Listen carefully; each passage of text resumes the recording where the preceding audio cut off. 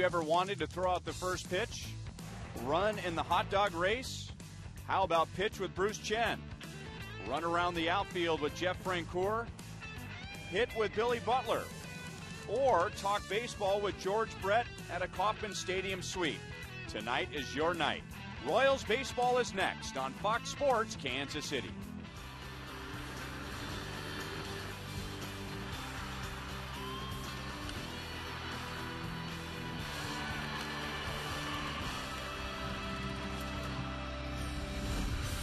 Tonight is the Royals Charities Broadcast Auction, and Royals wives are standing by for your bids as the Royals host the Toronto Blue Jays.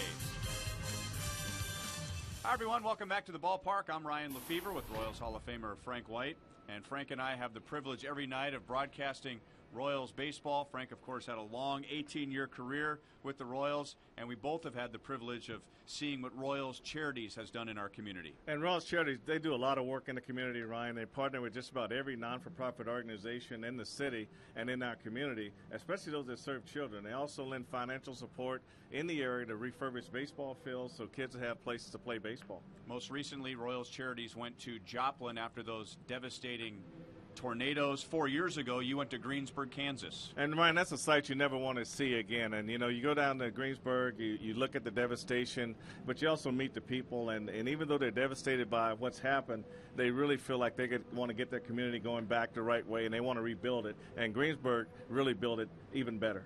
So to raise money for Royals Charities, we have some great items that will be auctioned off tonight, so stay tuned. Royals Baseball is brought to you by the Missouri Lottery. When you play, students win. And we'll talk more about the Royals and the Blue Jays when we come back.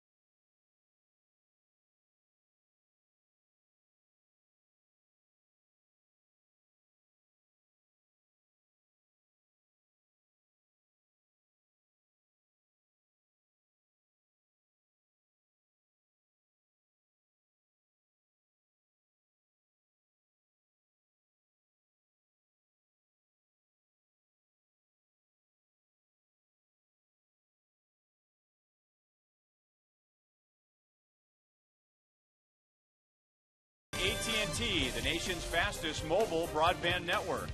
By Panera Bread Catering. Order online at PaneraKansas.com. And by Chevy, see your Kansas City area Chevy dealers. In Game 1, the Royals held the Blue Jays to just 2 runs, but Toronto came back with 8 runs last night. They now lead the league in runs scored. They will be out without Yunel Escobar, who has a strained thigh muscle, and catcher J.P. Arancibia, who also has the night off, and he had a 2-run home run late. Frank, all year it's been a good year for the Royals on defense, but not so much last night. Well, not last night, Ryan. 2 errors, and then you had indecision on defense where 2 players didn't really make that proper decision. But with this young pitching staff that the Royals has, and they're going to need this defense to remain constant. In all the areas of the team this year, defense is the one area they can't afford to break down. Royals baseball comes to you tonight in high definition, brought to you by Time Warner Cable. Get no-fee HD with digital TV from Time Warner Cable. Tonight is Danny Duffy's 5th Major League start. He is still looking for his first big league win. He'll have to do it against the Toronto Blue Jays. The first pitch is coming up next.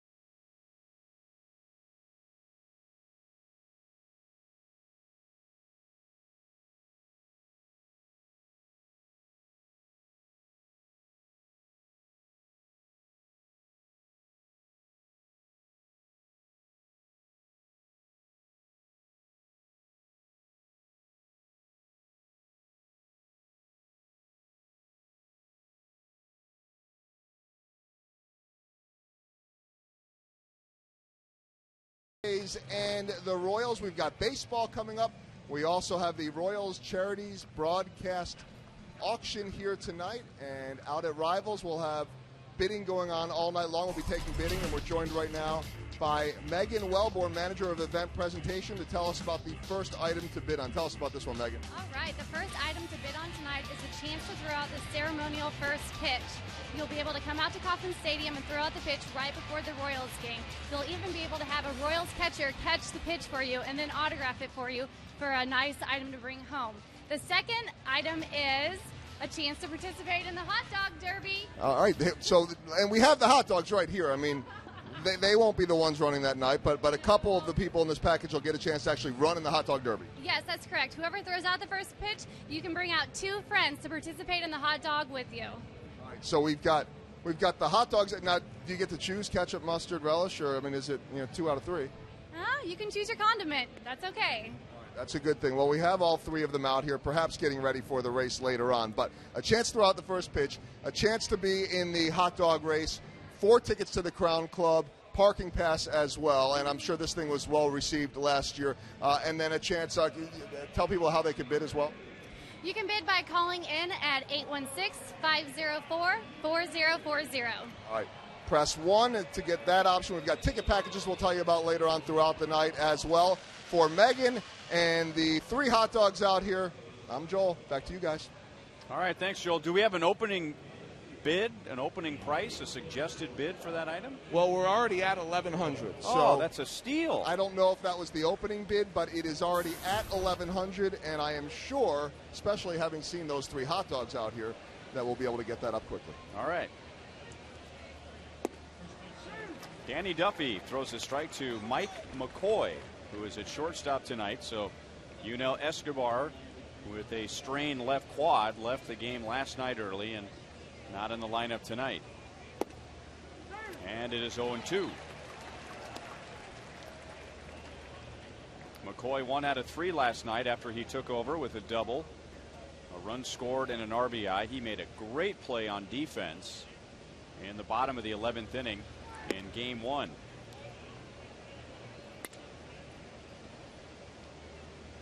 You know, Danny Duffy's one of those guys, Ryan, that you get young pitchers to come to this level and you wonder if they got any fear. And he's one of those guys that if he's going to have fear, it would show by him not really throwing the fastball. He's trying to trick guys more so than using a fastball. And he's one of those pitchers that, hey, this is my fastball, I'm going to use it. It's a ground ball for McCoy, so 1 away. 89 degrees for the second straight night, and we started right on time at 7:10. Time and temp brought to you by the Parking Spot. Easy to spot, easy to park. The Parking Spot at KCA.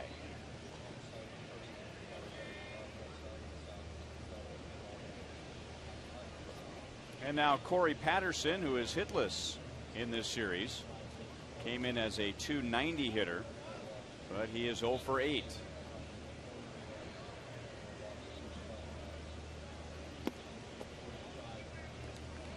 At the top of the list for Danny Duffy, I'm sure tonight, is to pitch deeper into the game. Just get past that 5th inning. It'd be nice if you can get past that 5th inning with less than 90 pitches, and that would be a big step forward for him. 2 balls and no strikes on Patterson. Now, he uses his fastball early, and he uses a lot, and he gets a lot of foul balls off of his fastball. If he can get those balls put in play early and get some outs with him, that'll get him through those first 3 innings pretty quickly. That fastball is lined into right field. So Patterson with his first hit of the series, and there's a runner at first with 1 out. Well, this is a perfect pitch for a left-handed hitter here. It's a good fastball, but it's down, and left-handed hitters love the ball down and middle in, like that pitch that Patterson got right there. Up a little bit more, he gets a foul ball, make it a lazy fly ball.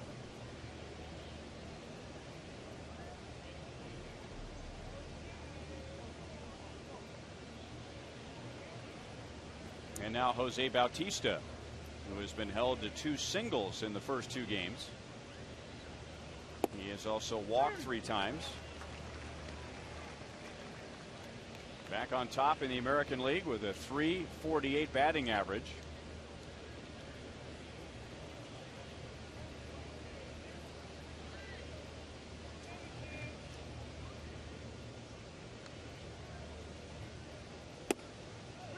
No balls, 2 strikes.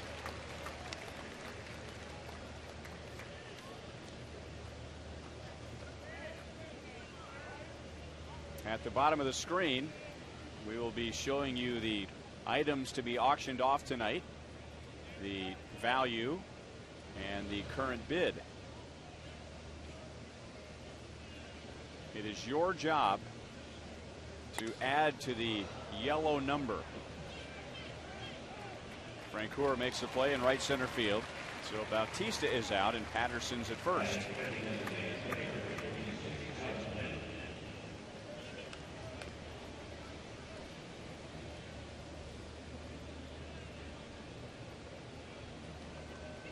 And now Adam Lynn.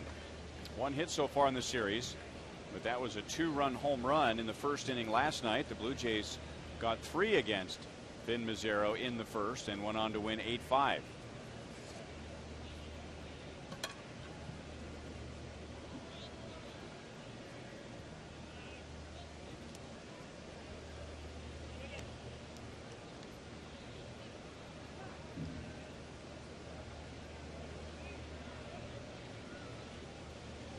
Adam Lynn batting over .300, 10 home runs, 33 RBIs, and he's done that after missing about a month because of a back injury.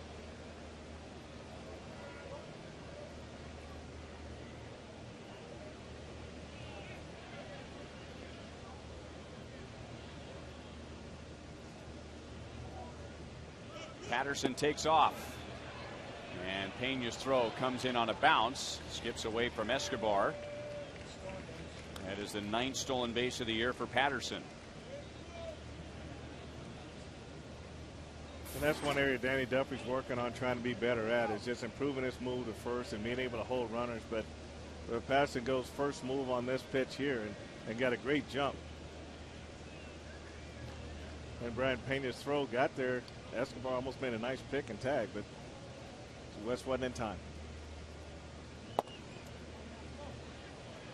2 balls, no strikes. On Friday, Danny Duffy got his first major league decision, a loss to Minnesota, going only 5 innings. He opened the game with 3 consecutive 20-pitch innings.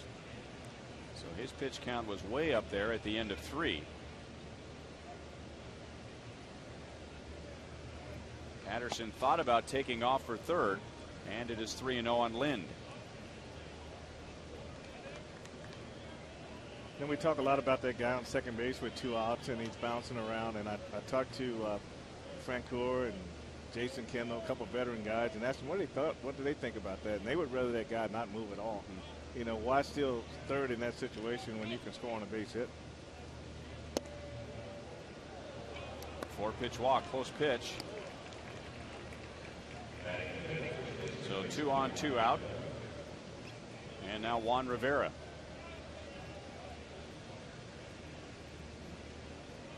I would think the runner at second base feels like he is distracting the pitcher and doesn't realize that he also could be a distraction to the hitter. He definitely is, especially when they're down to the last strike, and they don't want that guy jumping around. They want to focus solely on the pitcher, and when that guy's out there bouncing around, they just tell him, hey, just don't move. Just get your lead and get your secondary lead, but don't be jumping around out there like that.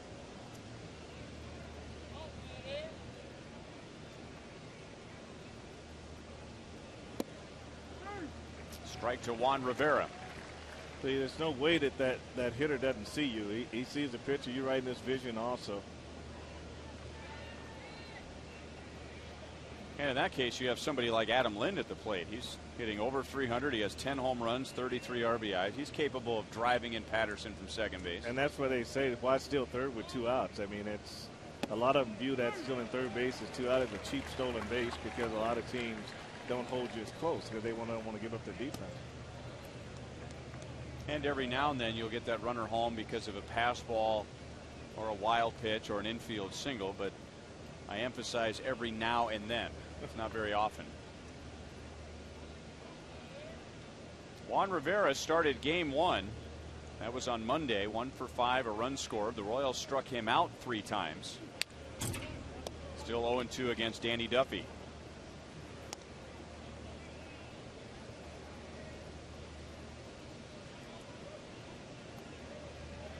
So Duffy typically would have the advantage here. You have mostly veteran hitters in a lineup and used to hands-on experience, all the video and scouting reports when facing a pitcher, and they're seeing Duffy for the first time.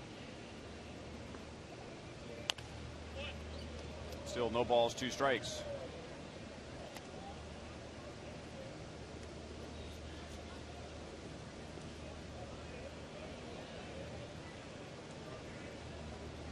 He has not allowed more than 3 runs in any of his 4 starts.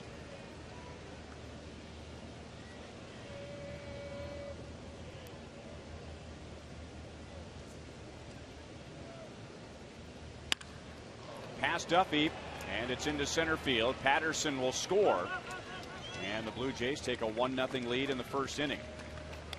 Rivera drives in his 21st on an 0-2 pitch.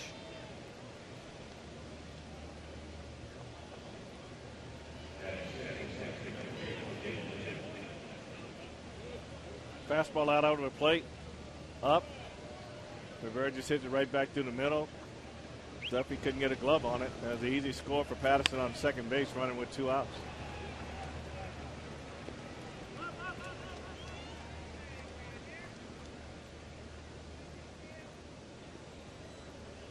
And now Jose Molina.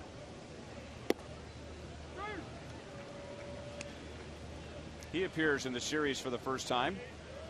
JP Arancibia caught the first 2 games and hit a 2-run home run in the 8th inning last night against Tim Collins, which turned a 6-5 game into an 8-5 Blue Jays lead, and that was the final score.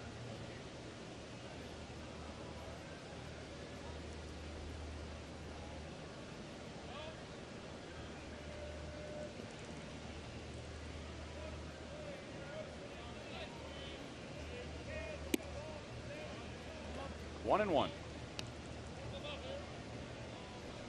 Jose Molina, the middle brother of the Molina family, Benji Molina, who finished last year with the Rangers. They went to the World Series against the Giants.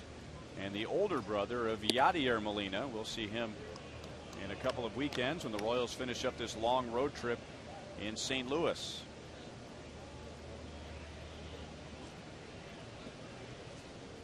Their father, Benjamin, is a Hall of Fame amateur player. They are from Puerto Rico. 3 balls, 1 strike.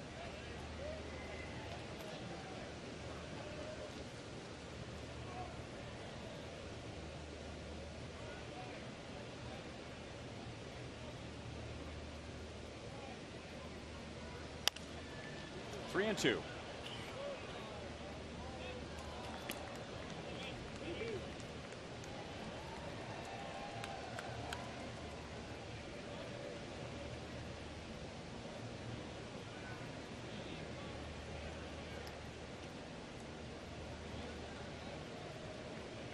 So Lind and Rivera taking off on this 3-2 pitch. And Molina strikes out. Blue Jays get a run in the first. We'll check the Royals Charities broadcast auction board again when we come back.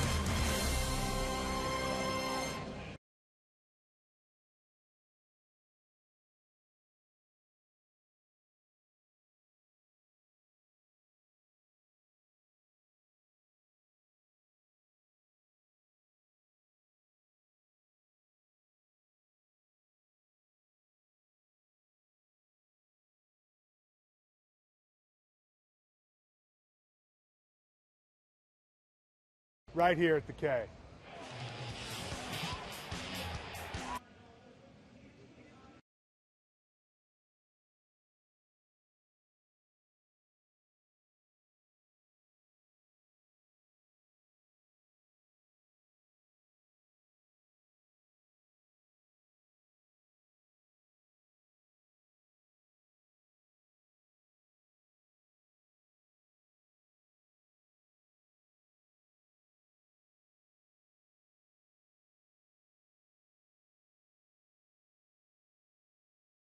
Up for bid on the Royals charity auction is a chance to learn how to play outfield defense from me, Jeff Francoeur, right here at the K. All right, there's the big smile from Jeff Francoeur, a chance to learn how to play defense from Frenchie. And we are here at Rivals right now with Jeff Francoeur's better half, the person that he told me is the only one that calls him Jeff, his wife, Katie. Everybody else calls him Frenchie, but you've known him since he said the 3rd grade. I've got to imagine that he's fun all the time, and whatever kids get this would really have a blast. Yeah, I mean, what you see on the field is what you get at home. He's just a goofball all around and always fun-loving. And, yeah, I can only imagine how fun the fielding experience would be for 3 kids to go out there, play on a major league field, and you're going to be playing with another kid and Jeff. So, absolutely. 27 years old, but still able to go out there and have fun. He does so with his teammates. You said at home, too. And then for kids to be able to go out there and actually learn to play outfield from him as well. 3 kids, and then a parent could take them here, and they have the 4 Crown Club seats. Yeah, he's so excited about this. He's been talking about it for a few days now, and he just really is so excited about all the kids coming out and about giving back. This goes to such an awesome cause. That's what the most important thing is, you know, for this experience. But of course there'll be, you know, a signed baseball, and I'm sure he'll sneak some other stuff, maybe some batting gloves or a bat or whatever's in his locker. I don't know. So it's going to be a really cool thing for sure.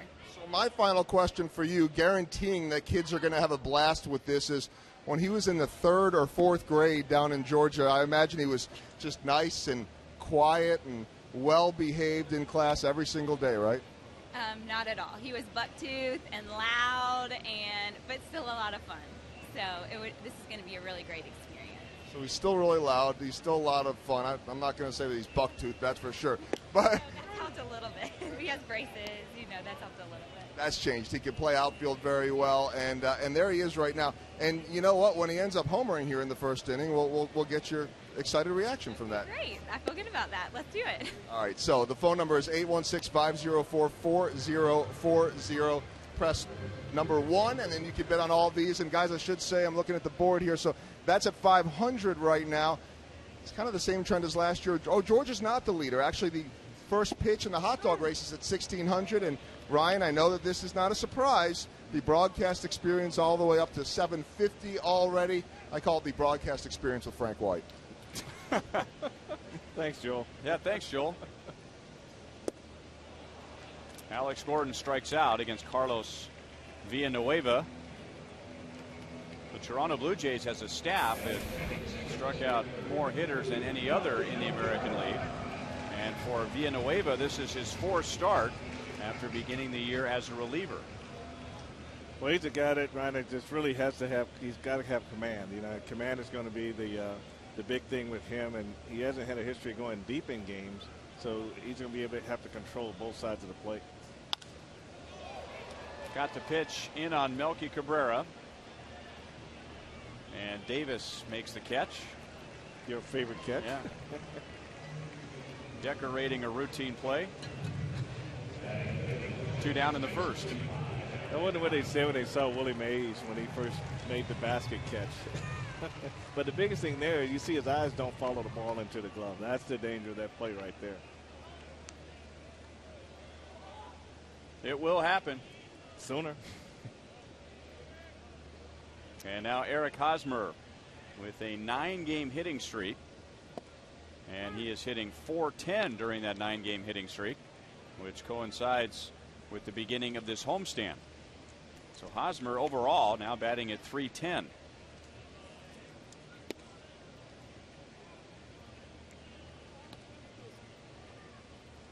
Royals on this homestand are 3-6.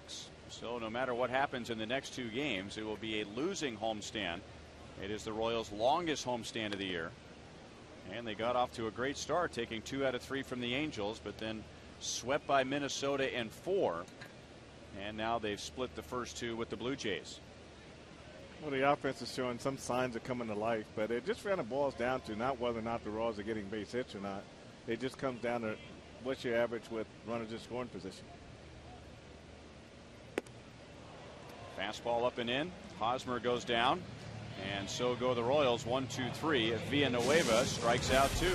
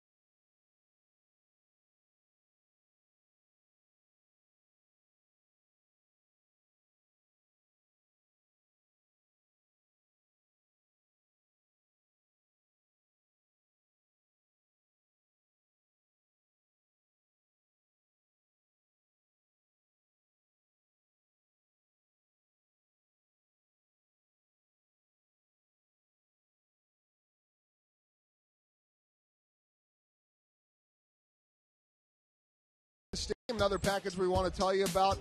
Travel to Surprise, Arizona to watch the Royals get ready for the 2012 season. The trip includes round trip airfare for 2, 1 round of golf, 2 nights stay at the Wigwam Resort, 2 tickets to watch 2 Royals games, and transportation to and from the Wigwam Resort. 2 personalized Royals jerseys included as well. Again, 816-504-4040. I don't know about you guys, but spring training to me always one of the great times of the year. Very laid back, relaxing, a chance to get up close and personal to the players and autographs and all that kind of stuff. Spring training is just always a little bit different, and one of the great times of year, guys. Always a great way to begin the baseball season. Well, it's always nice to see the fans when they start to come down, and when the games start, you get to walk out to the dugout and kind of sit, you kind of talk to them on the way out and sign autographs, and you always kind of nice to look in the stands and see Royals fans with their gear on. Much smaller venues in spring training, so there are no seats that are a long way from the field. Here are the Time Warner Cable wideband internet pitch speeds. 91 for Villanueva and 97 for Danny Duffy so far.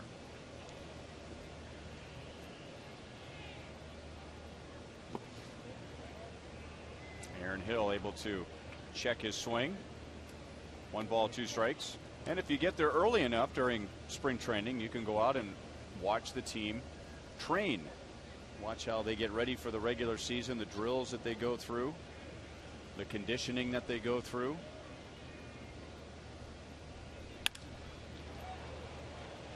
Francoeur sprinting back to the warning track, and he makes the catch to get Aaron Hill. A reminder to look for the Miller Lite Taste Greatness moment later in tonight's game.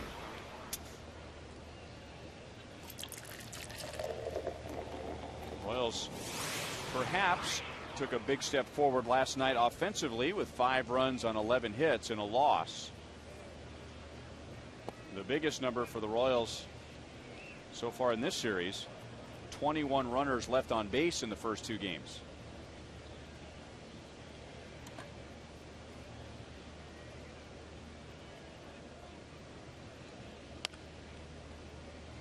One ball, 1 strike on Rajai Davis. So when you call in tonight, Royals wives are on the other end. If you would like to make your bid in our Royals Charities broadcast auction, all the items will be scrolling across the bottom of your screen. The bid to beat is in yellow. And the one that we're talking about right now is the spring training experience. Well, the Wigwam is a very nice place to hang out for spring training after ball games.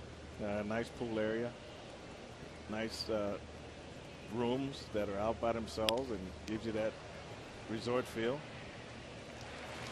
2 line drives to the outfield. Melky made the catch, and transferring the ball, it hit the grass, but second base umpire Ron Kolpa saying he had it long enough, and there are 2 outs. And we see him get in there, and this is one of those, I've got it. He don't want to take that extra step to make sure he's got it. He wanted to stay there and kind of double play it and back to the infield.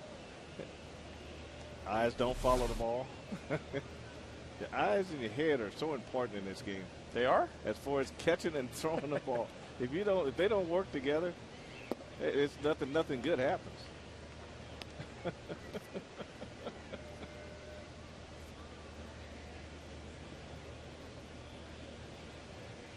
1-0 on Jason Nix. 3 out of 6 in this series. Coming in with a batting average right around 180. 3 hits, a double, a run scored, and an RBI. Danny Duffy looking for a quick inning after throwing 25 pitches in the first. He had 2 outs, which is 10 pitches, but then needed 15 more. And now he's 3-0 on Jason Nix.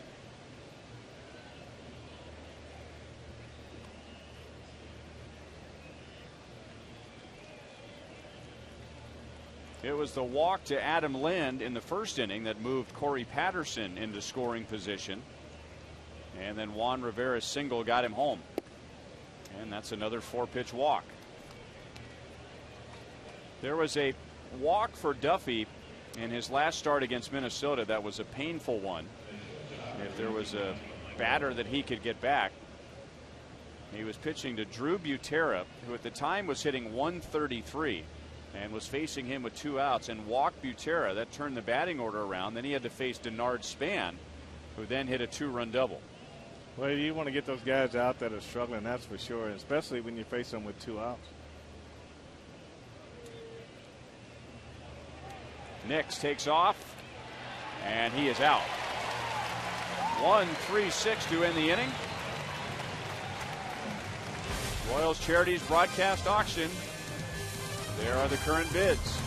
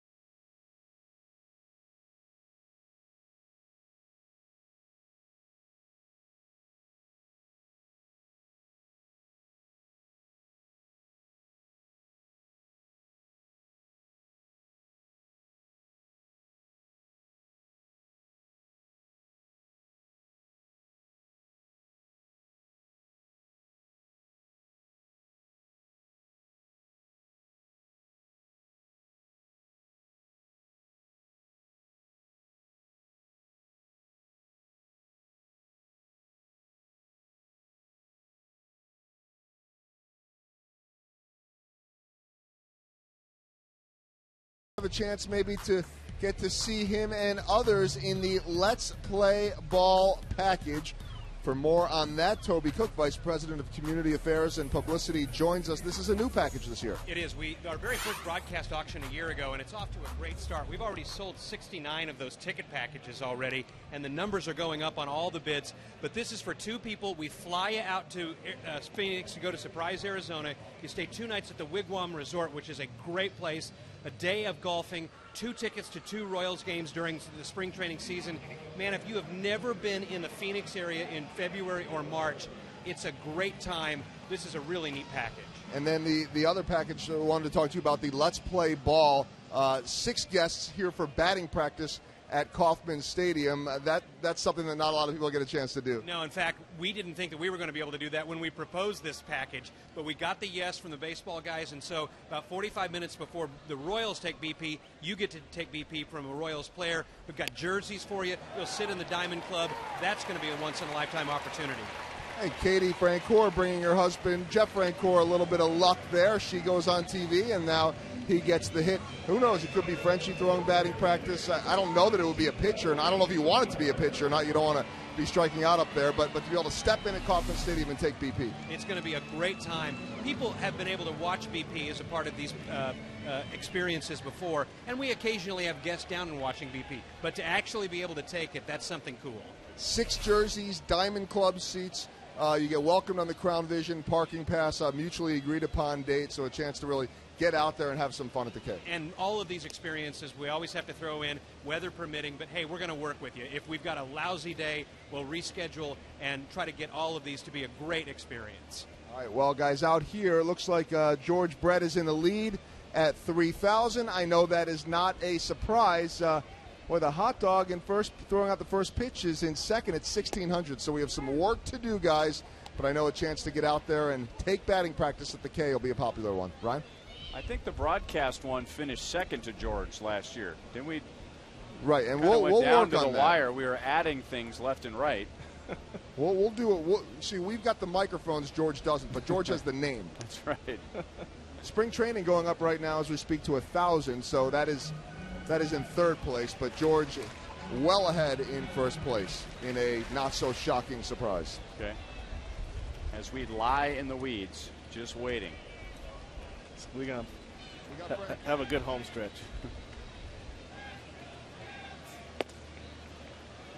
One ball, one strike on Billy Butler. Royals went down in order in the first inning. Villanueva struck out 2. And now Billy with Francoeur at first base. 1 hit, a couple of walks, and an RBI in the first 2 games against the Blue Jays. Batting right at 300.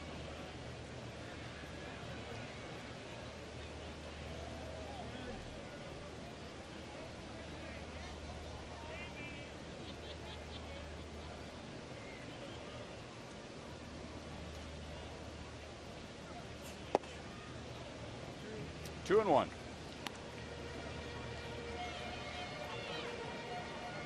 A little bit later, we'll be talking about one of the items, which is to get a batting lesson from Billy Butler here at Kauffman Stadium.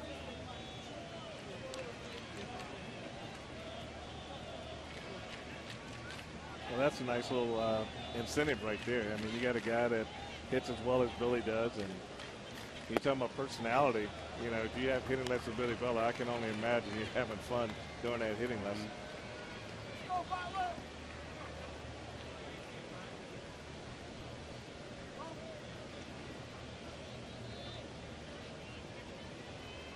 Billy faces Villanueva for the first time. Nobody has more than 4 plate appearances in the lineup tonight against Villanueva. That's drilled to center field, but Davis with good speed closes in on it quickly. And there is one out. Francoeur hustles back to first base. And another line out to the outfield for Billy Butler. He's seen his share of those and then some this year. And most of them have been around the warning track too, and he's got some good center fielders running those balls down.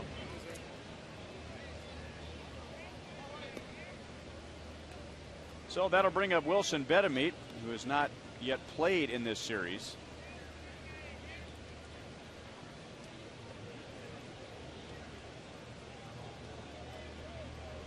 Batting average dropped below 300 during the Minnesota series. He is at 297.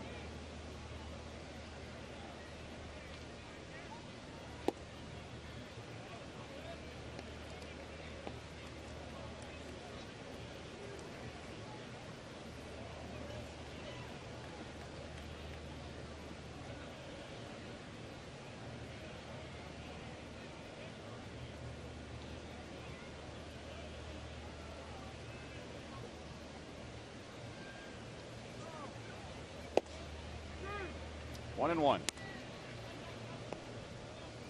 The item we are focusing on this inning is the play ball package here at Kauffman Stadium. That's 6 guests. You'll take batting practice from a Royals player on the field. Each participant will get a Royals jersey and a ticket to the Diamond Club. You'll also get a live welcome on Crown Vision during the game and a premium parking pass. The Let's Play Ball package, 816-504-4040 if you'd like to bid.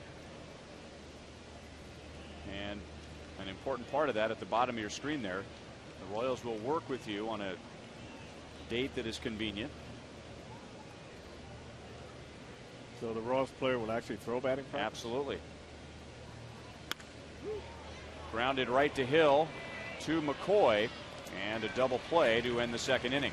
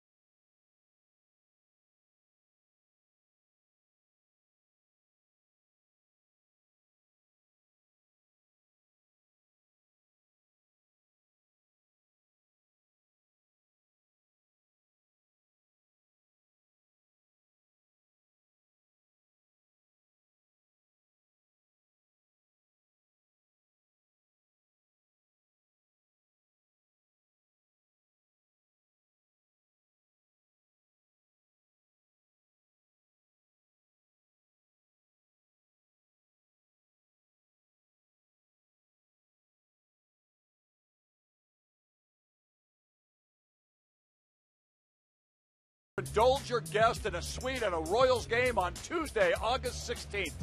Watch the Yankees and the Royals go to battle again. The suite includes 20 game tickets, 10 parking passes, standard food, and of course adult beverages. And I will stop by and say hello and watch a couple of innings with you and talk about how great those Royals-Yankees series and playoffs and what a great rivalry it was.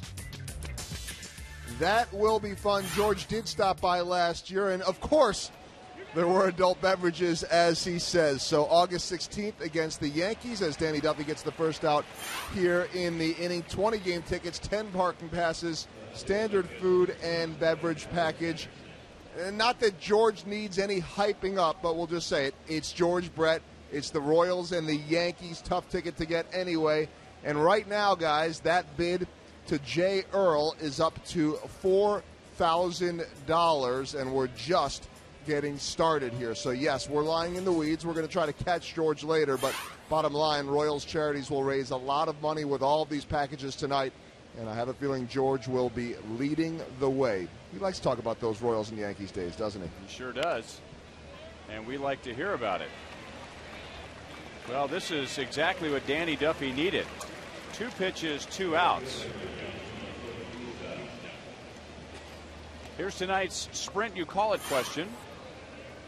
Who is the American League MVP so far? Jose Bautista, Miguel Cabrera, Adrian Gonzalez in his first year with the Red Sox, or Paul Konerko?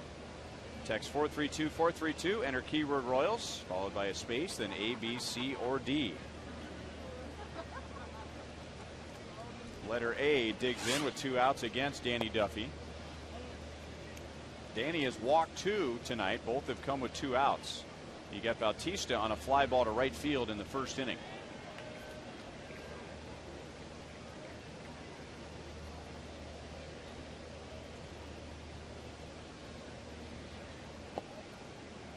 Royals say you go right ahead if you want to lay down a bunt with 20 home runs and a .346 batting average. Knock yourself out. Just keep him in the ballpark.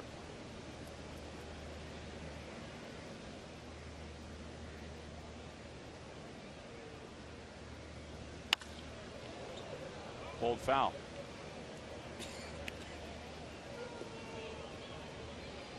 So who do you think is the American League MVP so far? Bautista, 348 when the game started with 20 home runs. Miguel Cabrera has driven in 45. Adrian Gonzalez, 51 RBIs. Or Paul Konerko, he has 47. 2 balls, 2 strikes. Well, you know, Bautista's going to get a lot of consideration this year based on what he did last year. But you also have to look at Adrian Gonzalez, you know, coming in from the National League. You look at, he's got 12 home runs and 51 RBI, where Bautista's got 20 home runs and 41 RBI. So the guys in Boston obviously get on a little bit better than the guys in Toronto. So I think it's going to boil down to maybe Gonzalez and Bautista, but I would lean more in the Adrian Gonzalez range. Boston tied for New York for first place in the East, and they are playing one another. 4 straight foul balls from Bautista.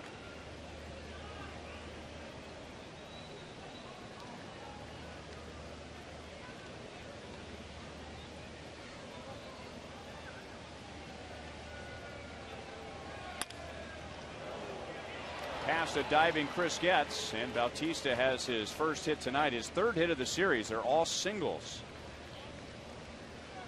So runner at first with 2 outs.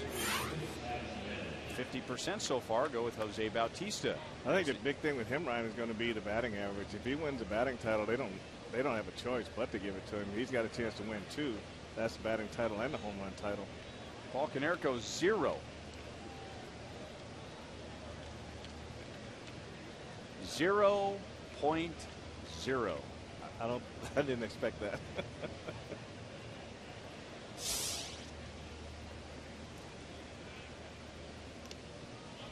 So Gonzalez's team is tied for first. Bautista's team is 3.5 back in the East. Cabrera's team, the Tigers, they're just a game and a half back of the Indians. Tigers have won 4 in a row. And now Chicago, all of a sudden, they're moving closer to 500. They are 3 games below at 30 and 33. And that always plays into it with the voters. Good numbers for a team in contention. Definitely.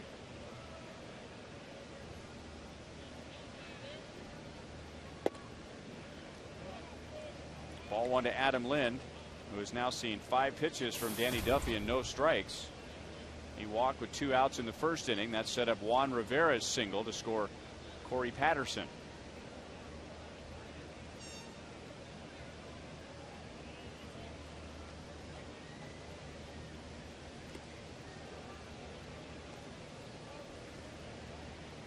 Been talking about it the first 2 games of the series that the Blue Jays felt like they needed to add some balance to their offense. They were all home runs last year, 257, and that was 46 more than the next closest team. Home runs are down a bit this year, but the stolen bases are up, similar to what Ron Washington did when he took over the Texas Rangers. They were pretty much all home runs. He established some balance, and now John Farrell in his first year as manager of the Blue Jays doing the same thing. I mean, I think that's only smart. You can only win this in this league most times by having more ways than one to score runs. If you're just waiting on a long ball, then you're going to always be at the mercy of the pitching. But if you can play good defense, if you can have different ways to score runs, manufacture runs, and mix the long ball in with that, then it gives the manager options during the course of the game. It really makes the manager manage. If you just sit back with your legs crossed waiting on a 3-run homer, then that's not managing right there.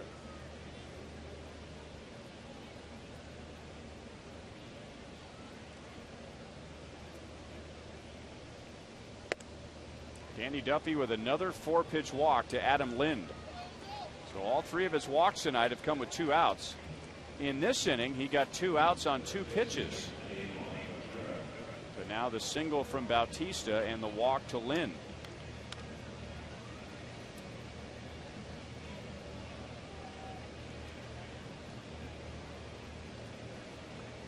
And now he'll face Juan Rivera again, and it was Rivera that drove in the Blue Jays run in the first inning with a single to center field, and that was on an 0-2 pitch.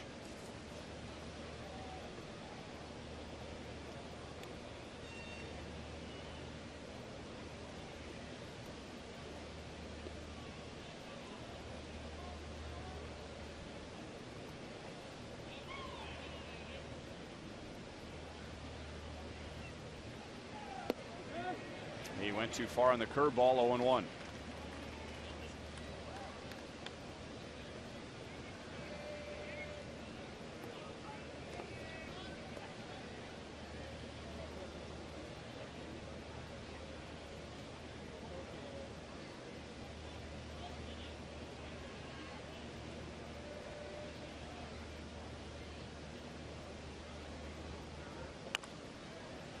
Back-to-back curveballs, no balls, 2 strikes.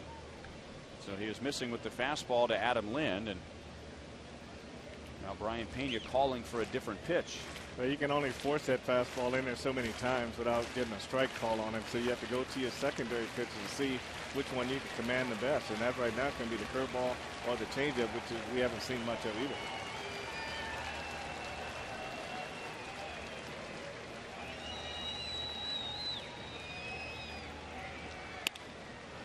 Another 0-2 pitch and a base hit to center field for Rivera. Bautista will score. So that's a second time tonight with 2 outs. Rivera comes through down 0-2.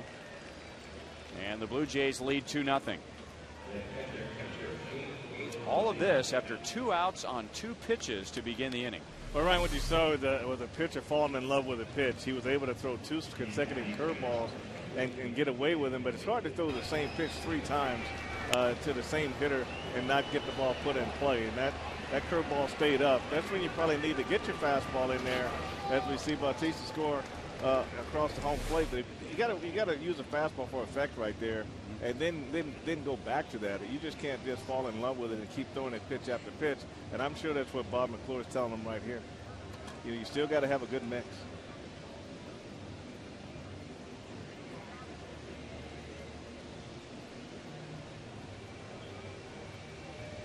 So while they talk it over, let's go back out to Rivals, and here's Joel. All right, well, we've got $2,000 now on the trip to Surprise, $4,000 still on George, $850 on the fielding lessons from Jeff Francoeur, $1,600 on the first pitch and hot dog race. So we've got all of that. And let's see, what else do we have? Broadcast experiences at $750, but we'll get to that later. You know that as well. So that's a few of the packages going on. And we will tell you more about a Bruce Chen package in the next half inning. 0-1 now on Jose Molina, who struck out on a Danny Duffy fastball in the first inning. Well, he started Rivera out with 3 straight curveballs. Here he starts Molina out with the changeup. So I think he's got to get into a good mix with Brian Pena back there, and we can incorporate all his pitches. And with Rivera, he could have thrown the first 2 curveballs for strikes, and then he could have thrown a 3rd curveball, but bounced it and try to get a check swing on it, but don't throw it for a strike. And here he goes with a changeup first pitch, followed by a fastball, which is pretty good.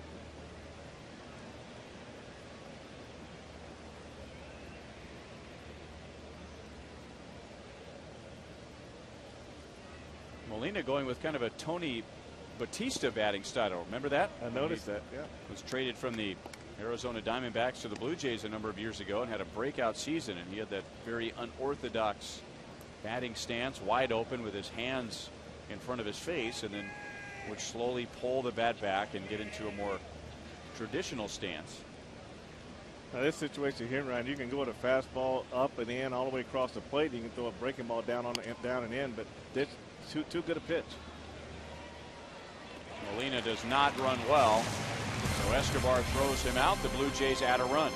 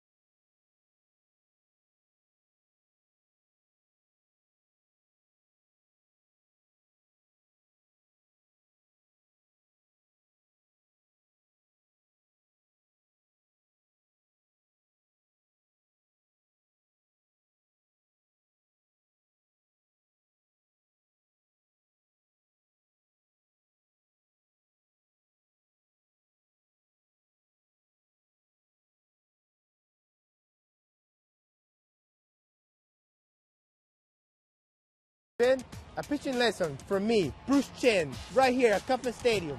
Come on, bid now, call, get on the phone, let's do it. Pitching. He is just a classic. All right, 3 players ages 10 to 18 accompanied by an adult receive private instructions from Royals pitcher Bruce Chen. Experience also includes 4 Bats Crown Club seats and 1 premium parking pass. Game date to be mutually agreed upon. So you get a chance to hang out with Bruce Chen. Now, Bruce on the disabled list, and he's not here tonight, so we got a stand-in for him. We got Slugger, who throws a very nice left-handed pitch. I'm going to throw something in, too, guys. These shirts today just came out at the team store. And hold that up for me, Slugger. They say, of course, come on, Chen. So, first off, you can buy these at the team store. Anyone can right now. And we'll throw one of these in as well. You might not get Slugger at the experience, but I guarantee you, all you parents at home, your kids will come home with a new, 5 or 10 jokes, and they'll all be clean. And after you hear them about 5 or 10 times, you might start to say, oh, again? That joke? But they're clean, and they're fun, and they're kind of a little bit silly, and you'll get to learn to pitch as well from one of the more entertaining characters in the game of baseball. I'm not talking Slugger, I'm talking Bruce Chen. Guys? All right, Joel. Well, Bruce pitched today. A rehab start for AA Northwest Arkansas. The line was not great, but the fact is the point is that he is back pitching again. This was against Arkansas today. 2 innings, 5 hits, 4 earned runs, couple of strikeouts. So he is on the road back. Well, Joe said those families, after they hear those jokes a few times, that would be a good time for them to look at that T-shirt and say, come on, Chen.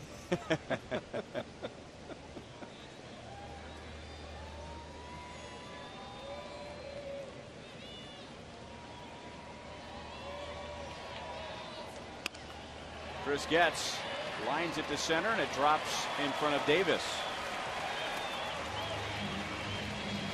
second leadoff hit for the Royals in the last 2 innings. Yeah, Chris made a nice change to his approach. His high leg kick, not quite as high today, but he was able to get through this pitch and drive it in the left center field. He stayed behind it, and he kind of drifts a little bit in the swing drag, but he does a good job right there standing behind it and letting his hands do the work for him.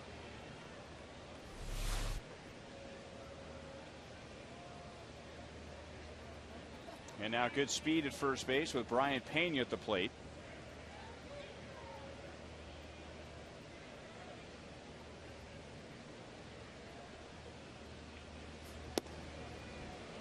Thinking about bunting. Brian takes ball 1. Brian talked about that sacrifice bunt that he didn't get down the other night, and then he got a base hit to left field, and he described it as, I did a good job of cleaning up my mess. But he really wasn't happy about that. He would much rather have gotten the bunt down. That's what the game called for.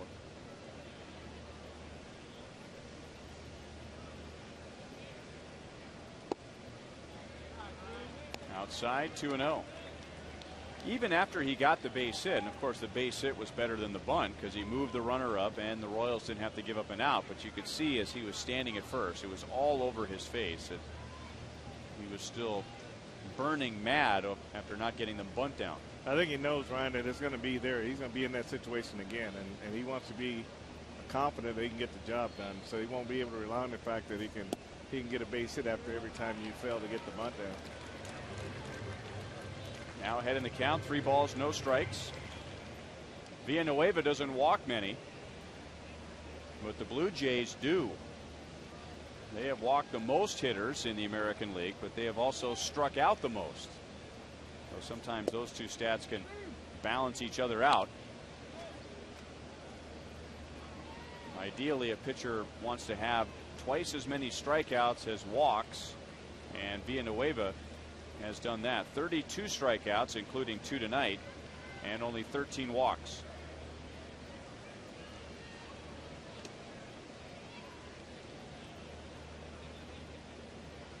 It's only the 4th start for Villanueva. So his first 13 appearances were out of the bullpen, and then on May the 23rd he was placed in the rotation. He has won 2 of his first 3 starts. And that's his first walk. Let's go back out to Joel and Rivals.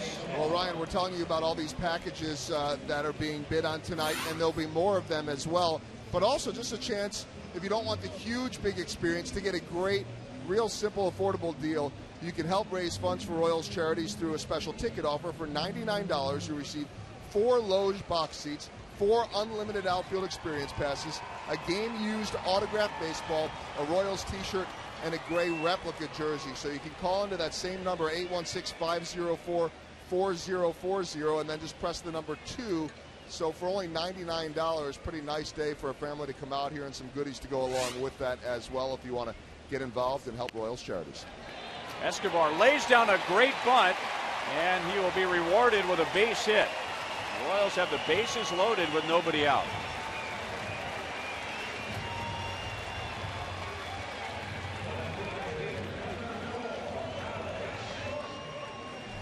Well, you see this bunt right here. He bunted it hard like he was supposed to, and Villanueva was supposed to go straight across. But third baseman Nix, he's got to recognize this bunt and come get it and make sure you get that out at first base.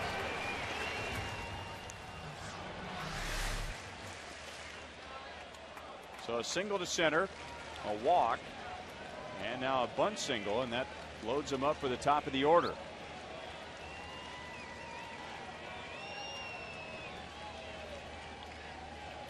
Alex Gordon struck out in the first inning. Fouled away, 0-1.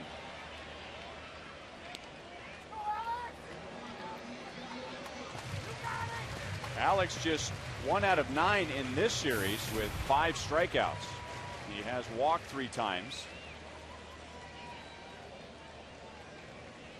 But he can turn all of that around with a base hit here.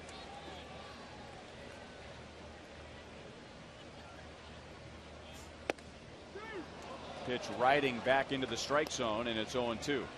Yeah, just give up on it a little bit and it comes back. And You know, Alex has been a little tentative on the ball inside. He's been shaking that ball pretty well. You know, that gives you an idea he sees the ball well, but he's been chasing some balls down away from him, and that's lengthening his swing out, and that's where he's been having a little trouble.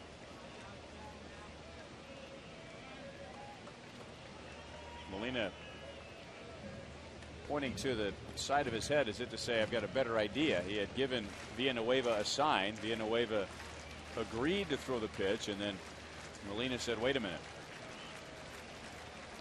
So he'll give him another set of signs.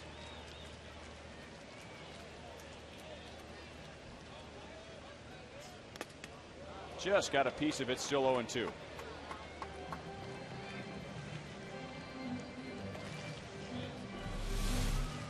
Well, take a look at this pitch here. Alex swing gets a little long here. Foul ball on one side, bat on the other side. So you can tell right there, that pitch right there, Ryan, that pitch was inside, and you can see how long Alex's swing was, and even his backswing was long. So he just basically you can tell when a guy's starting to get long, when he starts to get that borderline fastball, starts popping up a little bit. So he just got to get a little bit shorter. They've been able to go down underneath the swing inside, and he's chased that pitch a little bit too.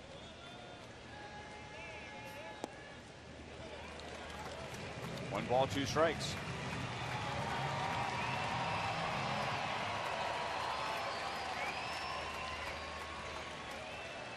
Right-hand pitcher on the mound, so you figure the Royals would load up with left-hand hitting tonight, and they have. 6 of the 9 hitters, including the switch hitters, will bat lefty against Villanueva. Stroke to right field. It'll be caught by Bautista. Getz comes to the plate. The throw is cut off, and it is 2-1.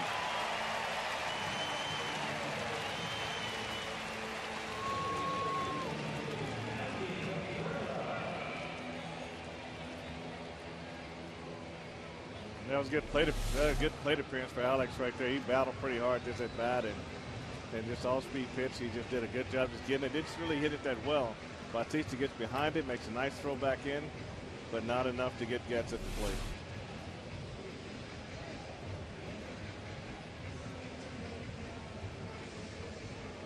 Unfortunately for the Royals, Getz was the only runner to move up. So instead of first and third and one out, and a chance to get another runner home without a base hit, it is first and second. And Melky Cabrera at the plate, 0 for 1 with a fly out to center field. Well, your runner at second base has got to watch the throw, and if the throw comes toward third, he can stay. But once the throw goes toward home plate, then he's got to leave and try to get to that next base. And Brian Pena was tagging when that catch was made. He was on the bag and was going to tag. And even though the throw came in to the right side of the infield and the cutoff man, he stayed put. Yeah, once he went toward home plate, that's his key to go to third base.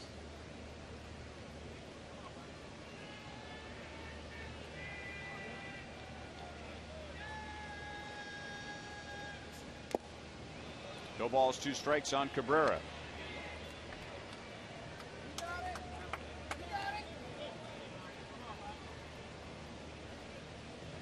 Six-game hitting streak for Melky, batting at .274.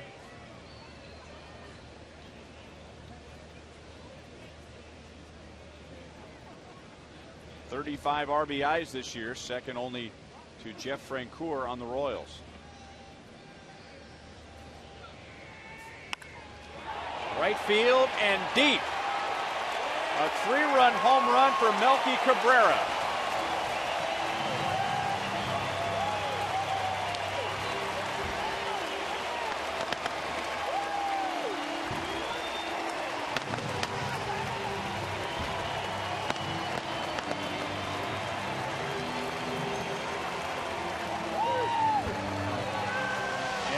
That is the big hit the Royals have been waiting for. Well, I tell you, Ryan, he made a great adjustment on his breaking pitch. I mean, he's like he made an adjustment with his hands. He hesitated just a little bit to recognize it, then he just collapsed on it. I mean, just a great swing right here. I mean, he said body stays back, the hands get out front, got through it, rolled over after the swing. That ball leaped off his bat in the right field. He just went down and just dug that one out. I mean, just a great swing by Cabrera right here. And for a moment, he stood at the plate and admired that blast to right field. Eric Hosmer tried to bunt for a base hit on the first pitch and now has to jump back at a fastball inside. Our league leaders brought to you by your Kansas City area Toyota dealers. Most multi-hit games in the American League since Eric Hosmer's debut. Only David Ortiz of the Red Sox has more. Tonight, so far, Hosmer is 0 for 2. So sandwich in between a couple of Boston Red Sox, David Ortiz and Adrian Gonzalez. And that's not just American League rookies, that's American League period. And it really doesn't surprise me in Boston. You got two left-handed hitters there that are capable of hitting the ball off the wall there in Boston. So they're going to have somewhat of an advantage in that situation. Francoeur's bat comes apart. He is out on a ground ball to second base. The Royals get 4 in the bottom of the third inning. The big blast. Even Melky had to stand and watch it. A 3-run home run.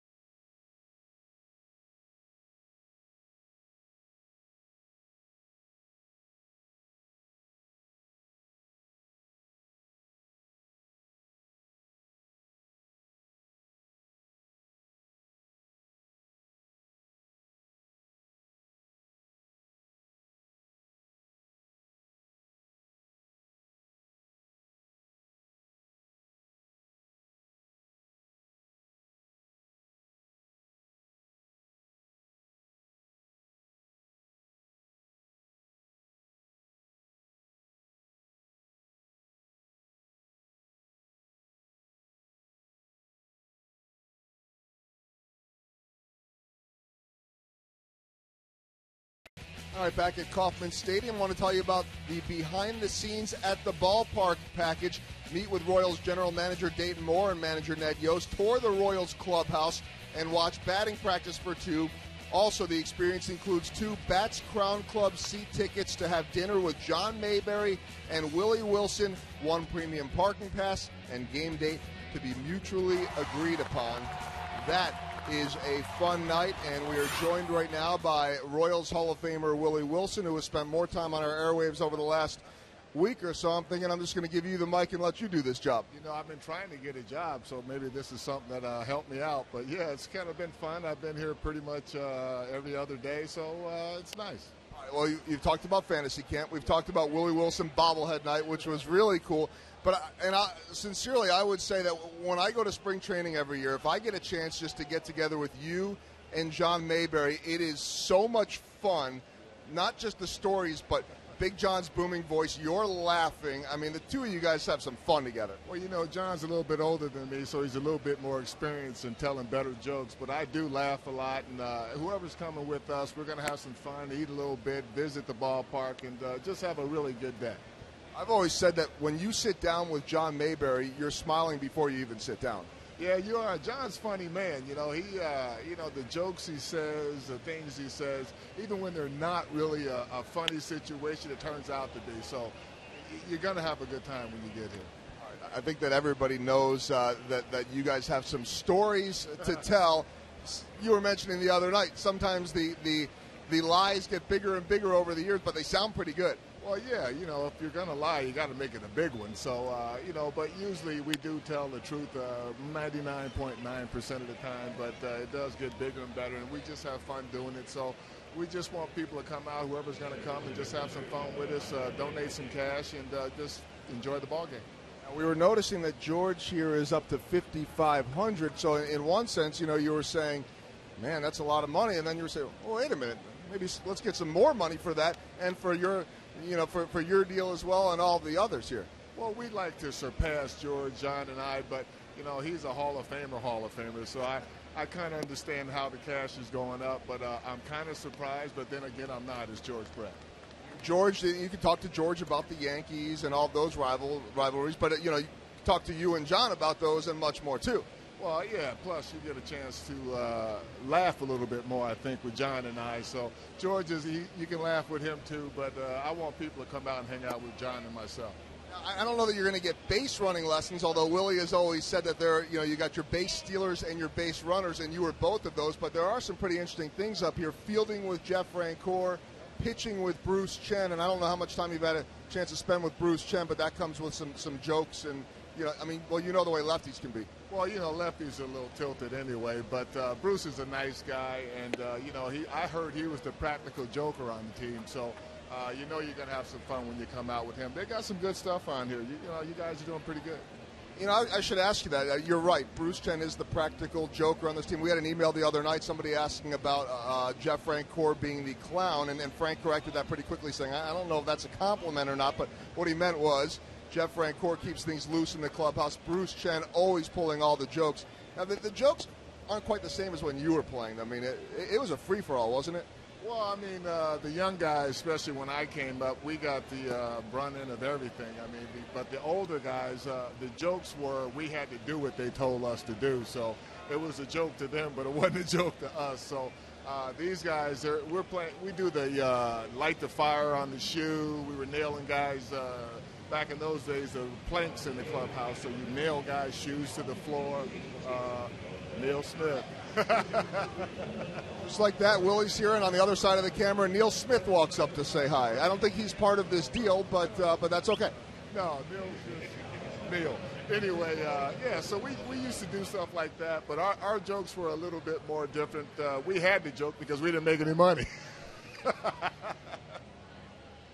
And the other thing I wanted to ask you, Frank says that he always kind of stayed out. He stayed kind of quiet in there. Was he able to avoid all that stuff?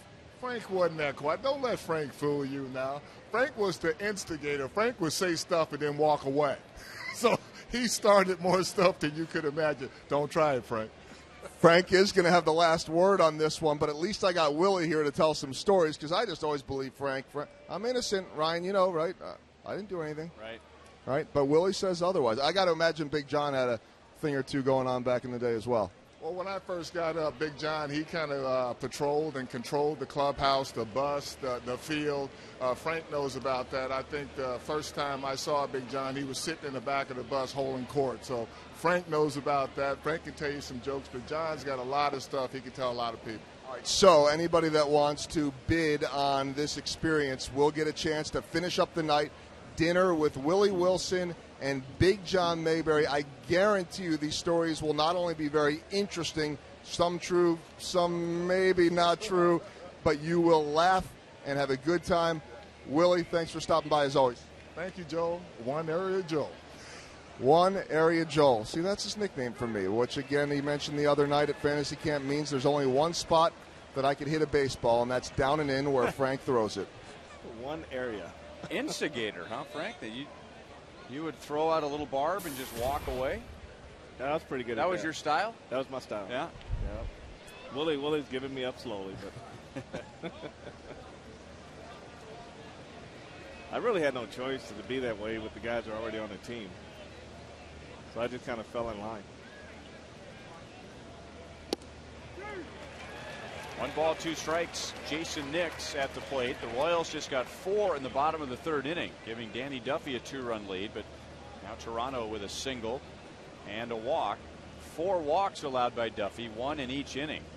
And 3 of the 4 have come on 4 pitches. Melky Cabrera hitting a 3-run home run in that 4-run bottom of the 3rd. Nix walked in the 2nd inning. That pitch didn't even reach the plate. 2 balls, 2 strikes. All right, great job by Brian Pena. That was a very difficult ball to block there. I mean, look where this curveball hits the ground, and I mean, just that's 2 feet in front of the plate. I'm surprised he even missed Nix when he went by, and Brian was able to get over and block this ball and keep it in the direction he wanted to go. That was an outstanding job.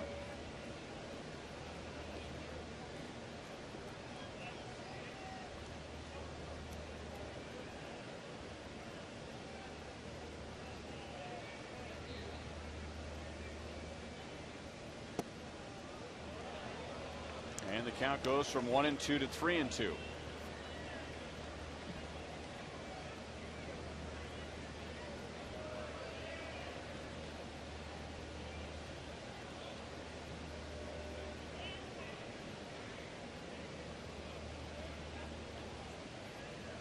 Five hits, 4 walks. So on one hand, Duffy and the Royals are fortunate that the Blue Jays have only scored 2 so far.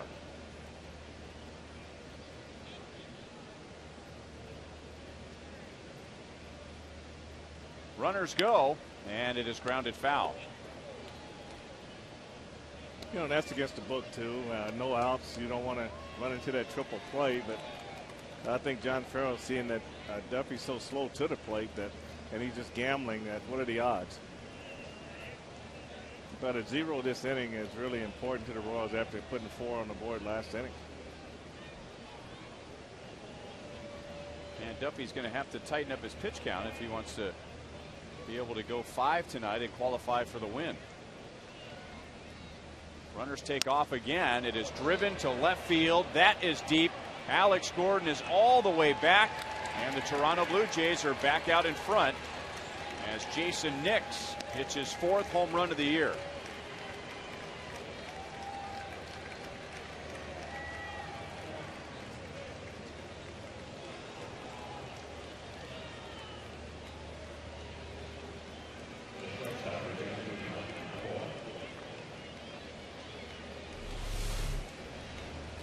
Yeah, look at the location of this pitch, and Jason Nix is a strong inside hitter. And this ball is down. It's like a golf shot to him right here, and it leaves like that, too. But when you get behind like that and you just paint yourself in a corner where you have to throw the ball in there, so location becomes important. And right now, Danny Duffy's having a hard time locating his fastball. You know, you hear pitchers at times when they get hit around, they'll say, I thought I made some good pitches. And how is that possible when team scores 5 runs in 3+ innings? But that actually wasn't a horrible pitch to Nix. I mean, that pitch is down and in. That could easily have been a ground ball right at somebody in a double play. Well, Jason's such a strong inside hitter, just a strong pull hitter, and to me, that's not the pitch for him at that point. You can argue, you can say the pitch is down, which is good, but certain guys, when it's their strength mill land, then it really is not a good pitch at that point. And you can see he's just right there with it because he doesn't have to reach, and you know he's a high strikeout guy if you get the ball to the other side of the plate.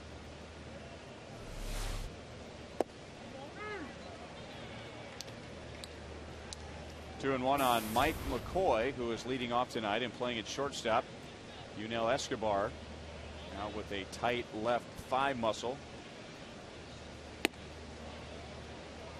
3 balls, 1 strike. I think we think back to the home run that Miguel Cabrera hit. I'm sorry, Melker Cabrera. You know, it was a breaking ball down and in, but it stayed up. And it's into a left-hander up and in, up, down, and in is a good pitch to hit. Now, if you get it lower, to almost bouncing, now they swing over the top of it, but it's almost like an automatic trigger for them to swing at that pitch. Left-hand batters typically good low ball hitters, down and in. That's their wheelhouse, as they say. And now Melky on the run and runs down the line drive from Mike McCoy, and that's the first out of the inning.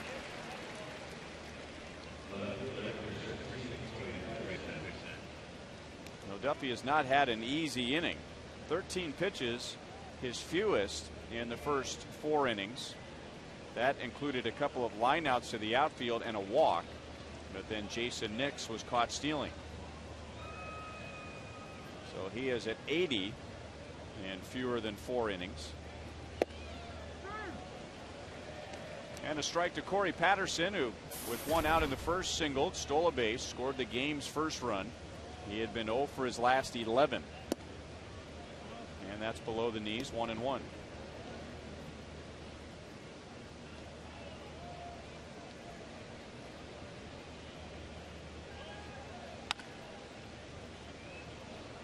1 ball, 2 strikes on Patterson. Really a shame with this home run, Frank, because I've been waiting for the Royals to get a big hit. They got 5 runs, 11 hits last night, but that was more a little here and a little there. So Melky Cabrera just hits a 3-run home run in the bottom of the 3rd, and the Blue Jays come right back in the top of the 4th. Doesn't take anything away from Melky, but it's a momentum shifter. It definitely is. Now you're back to 50-50. Patterson's another guy we talk about. Middle end down is another good hitter. Get the ball the other way, you got a chance. Bedamit almost runs all the way to second base. He can't field the ground ball. And with Patterson's speed, Escobar has no play. So Patterson has his second hit. And there's a runner at first with 1 out. Let's go back out to Rivals. All right, let's update the board. Throw out the first pitch hot dog race, 1600 to K. Qualley. Fielding lessons with Jeff Francoeur, 850 to A. Martin. The spring training trip, 2000 to N. Swoboda. Let's play ball. Batting practice at the K, 1000 to S. Ruprecht. Sweet night with George Brett, $5,500 to Jay Earl. Pitching lessons with Bruce Chen, 900 to R. Moore.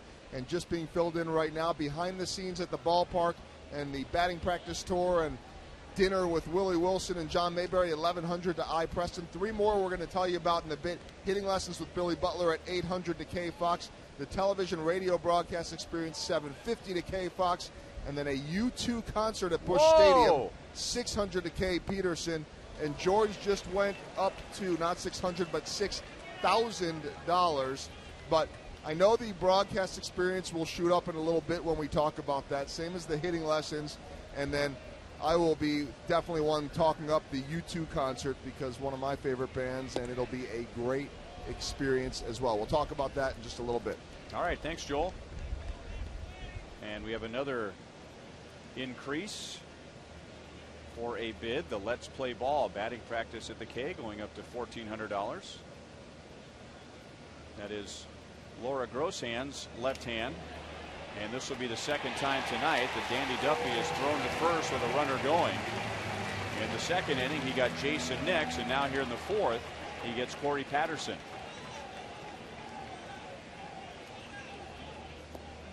He's doing a little bit better job reading the hitters now, reading the base runners. He just still got to work on that move, but if he throws over kind of like Bruce Chen like this, throws over sometimes 3 in a row, you catch the guy going first move. In his previous start, he tried to move like that on Ben Revere of Minnesota, who took off on first movement. Revere beat the throw down to second base, but a balk had been called. 2 balls and 2 strikes on Bautista.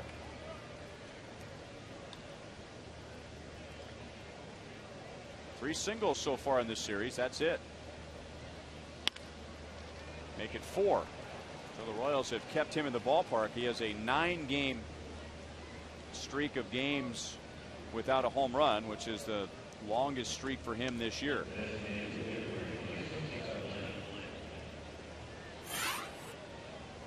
And our You Call It question tonight presented by Sprint. And now 36% say Paul Konerko over Jose Bautista. Last time we checked the board, Bautista was in the 50s. Konerko was at 0.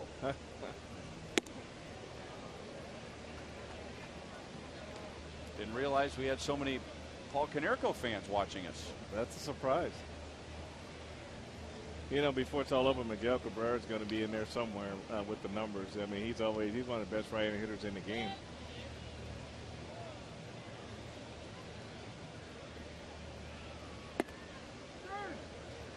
That is the first pitch out of 10 that has been a strike tonight from Danny Duffy to Adam Lynn. 4-pitch walk in the first inning, a 4-pitch walk in the third.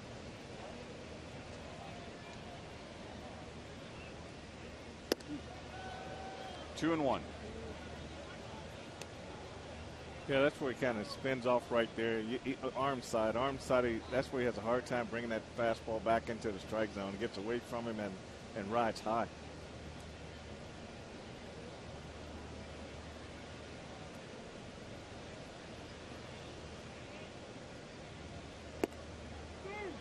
Two and 2. Can't blame Adam Lind if he wasn't ready to pull the trigger on that last pitch. The previous pitch was right at his chin. Yeah, nice changeup on the outside part of the plate. Yeah, you don't want that. You get back-to-back pitches up there. Yeah. You're not going to stick your nose out there too far. I mean, that's a big league hitter up there and a successful big league hitter. So it's his job to hang in there and get a pitch to hit. But at the same time, you don't want to leave tonight in a pine box. That's when you hang in there and hope the pitcher makes a mistake. You don't want to make the mistake.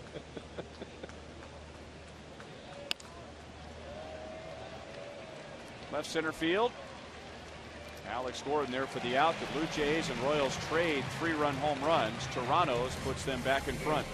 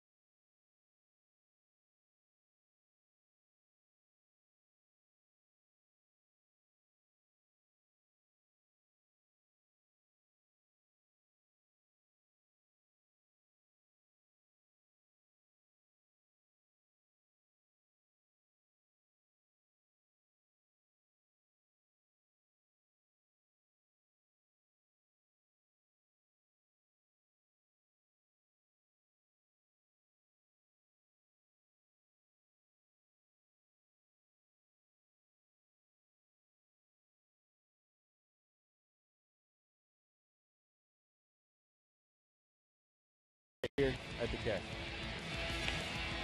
And that is a guy you want hitting lessons from. 3 players ages 10 to 18 accompanied by an adult receive private hitting instruction from Royals designated hitter first baseman Billy Butler. Experience includes 4 Bats Crown Club seat tickets and 1 premium parking pass. Game date to be mutually agreed upon. I hear Billy Butler's walk-up song being played right now, so what perfect timing as Billy comes to the plate. We will await, we hope, a hit, and joined right now by Billy's better half, Katie Butler. And we could use a hit right now. Not that, I mean, everybody knows Billy can hit, but just to sell it a little bit. Yeah, we talked about this today at lunch. I said, I have to go out there and get on TV tonight, so you need to sell the product for me. Like, get some hits and make it easy on me so I don't have to work so hard. Now, there's pressure from the home front. Let's get some hits, Billy. I mean, we're counting on you here to raise some money. We think somewhere around $1,200 or so last year the package went for? I want to say $1,200 to $1,500. It did a lot better. We still got some time left in the game, so we really need to bid on it. But it's actually a really great package. He has a really fun time doing it. So I remember, Katie, we talked last year, and first off, Billy's a dad, so he's used to being around the little kids, and of course this is for a little bit older, but Billy's a kid at heart. He loves kids. She goes, whew. That's Billy, right? Yes, I take care of 2 kids, and even our 2.5-year-old, like, he left today when Jeff Rancor came and picked him up, and she yelled at him, like, get a hit, Daddy, so he's getting pressure from, all angles, so. All right, this isn't fair here. He's getting pressure from both of the girls at home, his daughter and his wife, but we know this, too. I mean, Billy has always been able to hit, and because he's able to work with the kids as well, 3 kids ages 10 to 18, parent comes along, Crown Club seats, premium parking pass, and so they're going to actually get, I mean, I know Billy likes to have fun, but some serious instruction, too. Yeah, he really does a great job of explaining things to the younger kids, obviously because he relates really well with them himself. But, yeah, I mean, there's not a lot of things I would take advice from Billy on, but this is definitely one that, like, he wins in our house, so. Katie, I was feeling a little bit guilty for giving him a hard time about messing up the Gatorade bucket the other night, but now I'm thinking that with the amount of abuse here that he's getting from you, I'm okay, right? Yeah, I actually saw it on TV the other night, and I mean, I was like, oh my gosh, like I couldn't believe he missed that bad. But yeah, he's having a blast, and I know he's having fun with all the guys out there that he's with right now. So I mean, really getting your kids around and seeing the atmosphere and the good attitudes that these guys have, it'd be a really great experience for young kids to see what they could, one day grow up and aspire to be. Well said, and I've noticed that too. He's really having a lot of fun with this group. I mean, not just the failed Gatorade bucket attempt. He's gotten the pie in the face. He's punched guys. He's gotten punched. I mean, they really do have a good time. Yeah, I like the pie in the face. It adds some shaving cream, so maybe he'll use it, trim up a little bit here and there. But he thinks it's good luck to leave his facial hair. So, but yeah, they have. I mean, all these guys are nothing but big, young kids at heart. So, when you bring young kids and you get around that atmosphere and they see how it really is up here, it makes them want to work harder in their own baseball team, on their own baseball teams. So we want Billy to teach them how to hit. All right, well, we've got it at 800 right now, so let's get that up because you will learn how to hit. You will have fun. I don't know, maybe Billy could teach them how to throw a shaving cream pie in the face as well and teach them some superstitions. He is a little superstitious, isn't he? He's very superstitious. He's definitely has some weird quirks that he likes to continue if he has, that you see him with the pants up or this or that, but you don't see that sometimes he has to wear the same sliders or he has certain necklaces he wears, and baseball players are kind of weird that way. Yes, they are. Well said. All right, I was hoping you weren't going to go into any more detail than that. That's good. Katie, we appreciate the visit as always and encourage people to bid on that. More coming up on the auction in just a bit as the Blue Jays lead the Royals 5-4.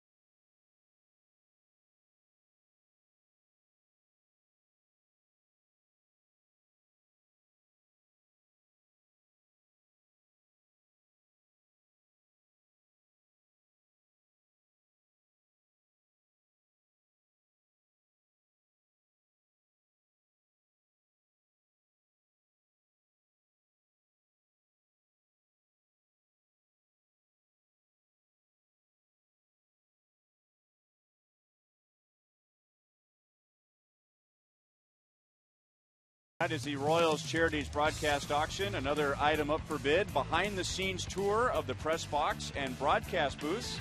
You'll spend one inning in our Fox Sports Kansas City booth. We promise not to wave at you like that. One inning in the Royals Radio Network booth. You'll watch the rest of the game from the press box or from your 4 Bats Crown Club seats. Package includes 1 premium parking pass and an autographed baseball signed by the announcers. And we will come up with a mutually agreed upon date. Here's our boss, Mike Swanson, who is here basically to sell us off, Vice President of Communications and Broadcasting. We had a lot of fun with this last year. We had a blast. I think we finished second to George. We finished second to George, which is absolutely no disrespect, and we sold 2 of them. That's right. So we remember there were 2 people that hit the high number, and so we said, hey, we called them back and said, hey, come on out. We'll do this twice. Had a lot of fun with them, and I can assure you folks that this is the peek behind the curtain that not very many people get to do. And come out and just have a little bit of fun on our time, and you get to see Rhino and Frank work up here and go over to the radio booth and watch Bob and Denny and Steve. And we'll even let you push some of Don Free's buttons just to watch him snap. So.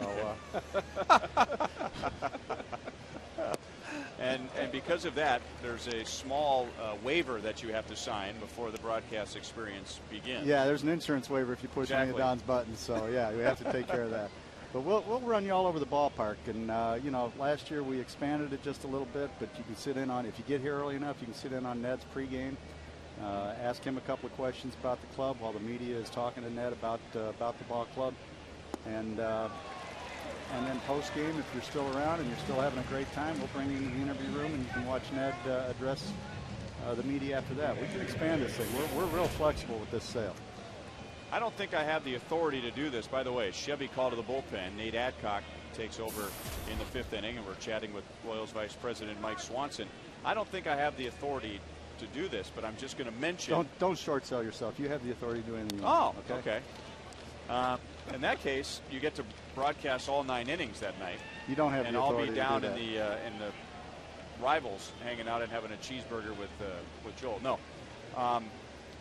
we even let our winner last year, I think, work an inning behind the camera in left field. Yeah, I think How they went about out. that? I think they went out and operated the camera. Yeah, we let them have a good time last year. They sat up in the press box with us. Got to watch Dick Cagle, Bob Dutton, and all the fellas up there with their computers work. They probably got to watch Dick throw his computer once. You know, every night he has a little fight with it. So. Okay. Producer Kevin Shank has passed along that if you'd like to, you can run the camera out in left field. But even better than that, you'll take a trip to the production truck, which is where the television really happens. I tell people all the time that want to come up in the booth and watch us. We're flattered. Come on up. Hope you enjoy it. But if you really want to see how TV works, you got to go behind the scenes. If you ever want to know what it looks like at NASA, go spend a little time in the TV truck. That's true. And there's probably less pressure at NASA sometimes than there is in the TV truck. But go in there and look at all the screens. And to be perfectly honest with you, you will see how talented the guys are that are down in the truck. Because when you see that, it's going to intimidate you. Well, as it always works out, Swanee, we might ask you to hang around for a second. It's up to you. I'm just glad Nate Adcock had that quick inning. That was great. 5-4 Blue Jays to the bottom of the 5th.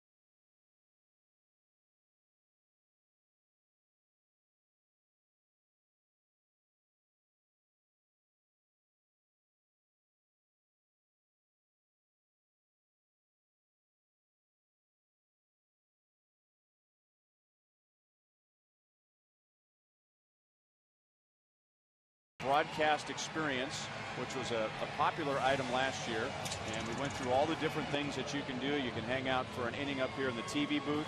Over in the radio booth, Kevin Shank just offered the opportunity, instead of running the camera as the winner did last year, you get to go into the production truck. As Swanee said, it's like NASA with all the screens up there, only we don't have rocket scientists in our truck.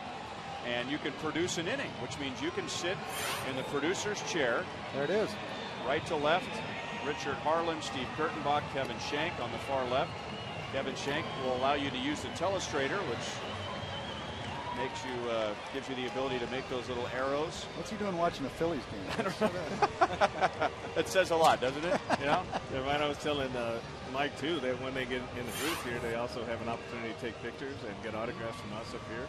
So that's always an added treat to it. Absolutely. You hang out with a Hall of Famer here, potential down the road Hall of Famer here, and an old washed up PR guy. You know? Right here. Yeah, it's right here. Perfect. Yeah. So Perfect. come on down. Trifecta. Yeah. Now, having hosted one of these, Swanee, and you're really getting a lot for this broadcast auction, but when it was all said and done, what was the part that really stood out for the winner last year that maybe they were more excited about after the fact than before they got here? Well, I'd love to tell you it was the inning in the booth with you guys. I'd love to tell you that, but I won't. That's okay. You're an honest man. Now, I think, when they came down on the field during batting practice and stood there when and Ned was managing at the time and stood there and had an opportunity to meet Ned, and he was so eloquent and had answered a couple of questions. And to actually be around the athletes and see the guys come in off the field, you just see their eyes. And it's one of those things that we in the game take for granted. I mean, you played the game. You played the game a little. And I've worked the game. And, yeah, exactly. And you take this for granted in our life, and you see people who put in a bid for charity, came down, got an opportunity to do this. And when they see the athletes, they get a chance to interact with Ned. Dayton Moore was down there. I mean, this is not a limited experience. There are a lot of things we can make out of this experience. And it's truly fun to see people get to enjoy the moment and come up to the press box and up on our floor and see the guys who are filing the stories, the internet stories and things like that. It's really a pretty cool experience. And the one thing we haven't really talked about and touched on are the crown seats. And at some point during the evening, you're going to be sitting in four of the best seats in the house. And great service down there, and all the food and all you beverages, can eat, all you can drink. It's there's no better way to enjoy a Royals game. So it's one of the perfect experiences, and I would strongly encourage people right now to jump on board. And who knows, you get that number up there where it was a year ago, we may have to change the rules a little bit. Frank brought up during the commercial break, we actually eclipsed George when you think about it, because he got $6,000 for his bid. I think we went closer to $9,000 on the dual bids. You add them both up, that's but right. Yeah, we had to do it twice, though. I mean, it did take us twice to beat George, which is appropriate. And Frank is always gracious when the fans come up here, and usually a little nervous about coming up and meeting him because they watched him play and realized that he's a good guy and will sign autographs and take pictures and Absolutely. will add to the experience. As humble an individual when you come up here as he was through his whole playing career. Thank you, Mike. I just read that properly, didn't I? Very good. You're pretty good at this, Swanee. You ever thought about getting into public relations or something like that? I was thinking more like stand-up. Now let's just get some run. I'd like to have a long bottom of the fifth. I'd like to really bore people for a while here. That means we were on for a while. Well, hang on a second. Maybe we're moving forward here because of your presence in the booth. Let's go back out to Rivals. We are moving forward a little slower than I would like, but it's at 1,400 right now to G. Lawrence. So, we're going to make that slow climb here. Now, George is almost doubled it. Yeah, George is at 7,500, but he got an early start, plus he's George Brett. First off, how awesome is that he's at 7,500? So we're still early here tonight. He's at 7,500, and then we are at 1,400. Let's see. So number 2 is 2,100 to the batting practice at Kauffman Stadium. We got a little work to do. Throwing out the first pitch in the hot dog race is at 1,600. So 1,400, and now that Swanee's in the booth, that should get us at least to $2,000 quickly. We haven't even mentioned Joel's name in this broadcast experience. There we go. I'm sure we can find some trying time to for send Joel. There we go. You trying to send it back down? No, we'll get it back. We'll get up there where it belongs, Joel. You hang out in Rivals. You hang out in the prime real estate in this ballpark. It is prime real estate. We'll let them do something on the show. I mean, we could come up with a task for them to do on Hy-Vee Royals Live or on Boulevard Royals Live. Come out here, measure yourself up to Nate Bukaty. We can have a jump ball or something. We can have all sorts of laughs with this. Let's have some fun. We are looking for features every day. Measure yourself up to Nate Bukaty next on the next edition of Royals Live. We like that. No, but Swanee brings up a good point. I mean, out to Rivals for the pregame show and get to meet Jeff Montgomery and everything that goes into the pregame show. And those guys work very hard every day. In some ways, our job is a little easier because our product dictates what we're going to talk about. These guys have to come up with fresh material every day, and it moves by very quickly. Not very many segments, but they get a lot in a short period of time, so you can go out and see how all that works. It's really the magic of how we get on the air as a group. I mean, again, Denny, Bob, and Steve next door with Don Free strangling me at the end of this segment. But this, you just don't show up here at 6 o'clock in the evening and Joel and Monty and Nate go on the air and you guys show up in the booth. That's not how it is. It's a full day of work, a full day of preparation, no different than what the players do. It's just got a little less physically taxing. But it's a tough job, and for everybody to come out here, and as I like to use the term, peek behind the curtain, you really get a behind-the-scenes look at how baseball is made on TV and radio. They could sit in on the production meeting that Monty and Nate and TJ and I have at 5:30 every day, and even maybe help determine what we're going to say. I was going to say, they could help script it for you, right? Absolutely. Alex left center field for a base hit. He drove in one of the Royals' 4 runs in the 3rd inning. Ball comes in wild, but Alex was on his way back to first base. We're going to throw in a couple of more things for the broadcast experience.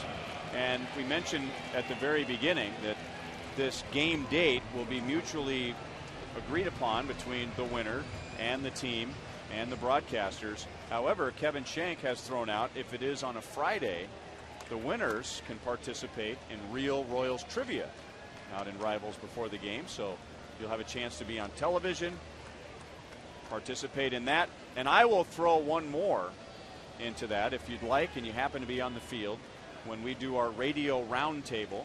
Oh, good call. And we do the Fox Hot Watch. All of us make our decisions on radio, why we chose. We will allow the contestants that day to participate. They can make their selection on the Fox Hot Watch. We'll put their name on the screen, and they'll have a chance to participate there on radio and television. How come we're not this creative the other 161 games a year? I don't know. I mean, we're it's the really, pressure, really Swanee. creative during this one inning every year. This is phenomenally we're creative. we're high pressure type guys. This is good. You know? This is good. No wonder Frank won 8 Gold Gloves. You know, it was they on can, the line. The play was made.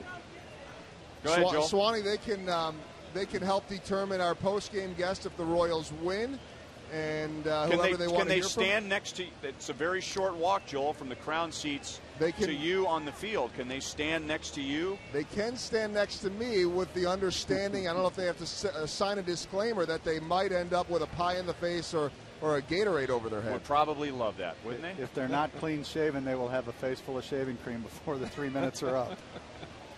So once again, for the 2nd year in a row, this has become a rather long list of items for the broadcast experience. See, this is what happens when you have a 7-pitch top of the innings.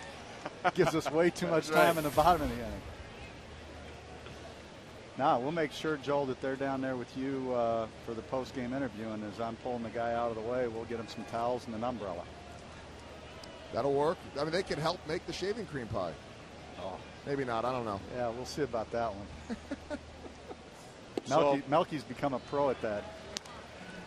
So 4 people on the field for the pregame Ned Yost press conference, maybe a little one-on-one time with him. You can participate in the radio roundtable, pick the Fox Hot Watch. You'll be part of the television pregame production meeting. You'll spend an inning in the television booth during the game, in the radio booth, in the production truck where you can produce 1 inning. You'll sit in the crown seats during the game, spend some time in the press box. After the game, you'll be down on the field. You can join Joel. All of that for one large price. Absolutely. We hope. Absolutely. So call now. Thanks, Call Swanee. now. Oh, you're welcome. Good Thank seeing you. Appreciate it. Thank you, Mike. See you guys. 5-4 Blue Jays at the end of 5.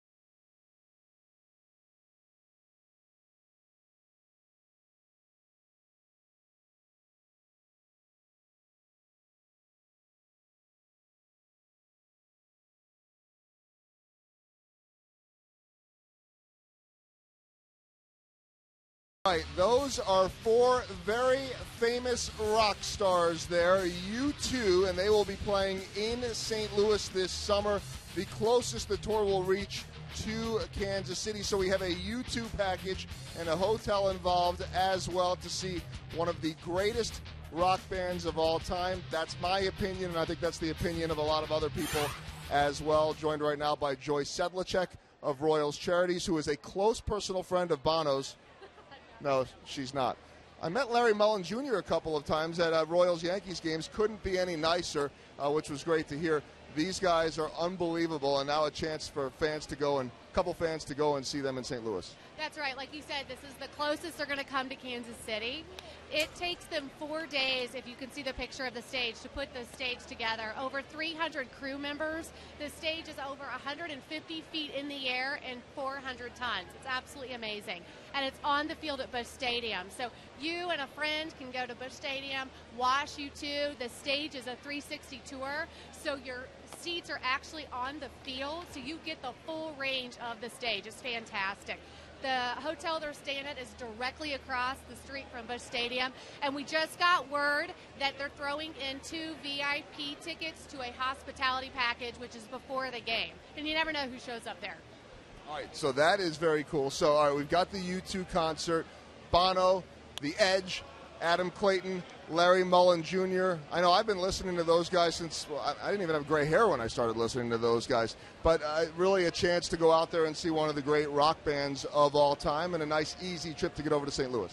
Absolutely. It'll be a great, great concert. And we actually are going to throw in a pair of stadium seats when the stadium was renovated. We're going to throw those in, as well as, of course, you got to go to Busch Stadium wearing 2 personalized Royals jerseys, so we'll throw that in as well. Let's make it clear here. We're not going to see the Cardinals play. This is a Royals deal here, but you get a chance to see U2 in St. Louis. It's the closest they'll get to Kansas City. Joy, appreciate all the efforts with Royals Charities, and we're looking forward to getting some money coming in on the U2 package. Thank you very much. All right, that is Joy Sedlacek. Hey, Ryan, I wanted to mention to you that the broadcast experience, $3,000 we're up to. There we go. Now we went from $750 to $3,000. Now, I do want to point out that you see the bottom there, U2 at 600. It's the first we're talking about this. So let's see if we can get that up there as well to go and see U2 perform at Busch Stadium. How many gold gloves does Bono have, though? Does it matter? He's got quite a few gold records. How many Grammys does he have? Yeah, That's good point. That would be the question. Got some gold picks.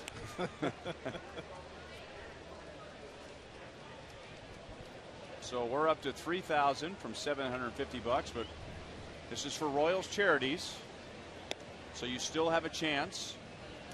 In fact, I'm guessing the bids are about in $50 increments? I'm not sure. I would think so. I know it's not like $12. I haven't seen any of that up there.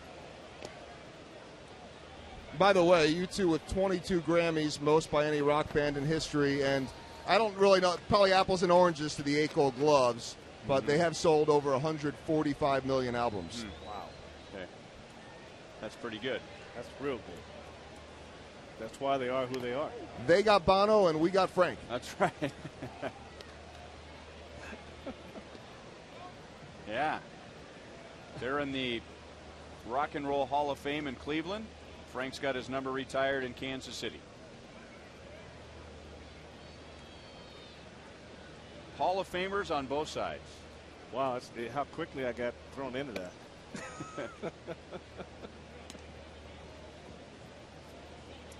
3-2 on Jason Nix. He had a 3-run home run his last time up. That was against Danny Duffy. Duffy gives up 5 in 4 innings. Nate Adcock has faced 4, retired 4 with a couple of strikeouts, and now make it 3 strikeouts. If you weren't with us earlier, let's take a look at the Sonic game recap.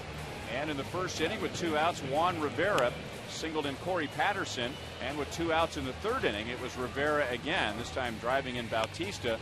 The Royals then got a sac fly from Alex Gordon and a 3-run home run from Melky Cabrera in the bottom of the third. And there's the Jason Nix 3-run home run in the top of the 4th inning, which has put the Blue Jays back out in front 5-4. Mike McCoy. 0 for 3. Lost a base hit on a nice running play by Melky Cabrera in center field in the 4th inning.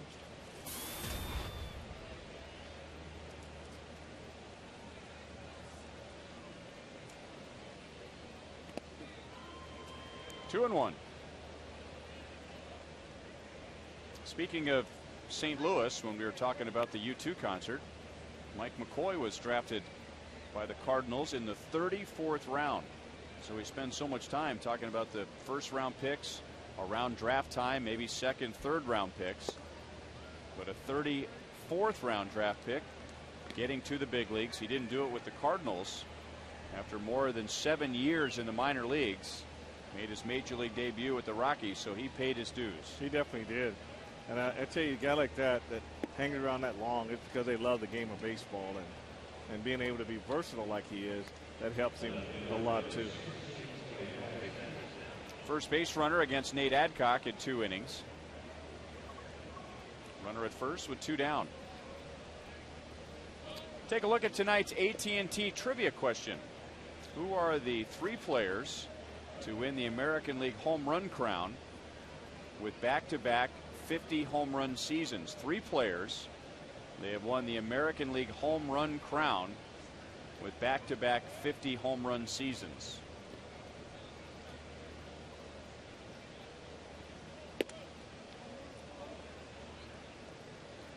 Ball 1 to Corey Patterson. So just to clarify, did they win the home run crown with their second consecutive 50 home run seasons? Or are these 3 guys that have won consecutive home run crowns with back-to-back 50 home run seasons?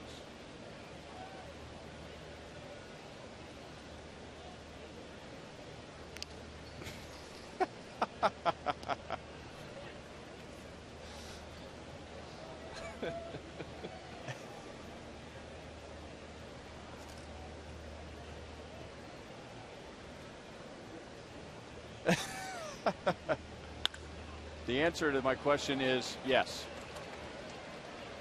Corey Patterson had been 0 for 11 when the game started. Now he's 3 out of 4, and as the throw comes in high from right field, he moves into second base. So it's a single and going to second on the throw to third.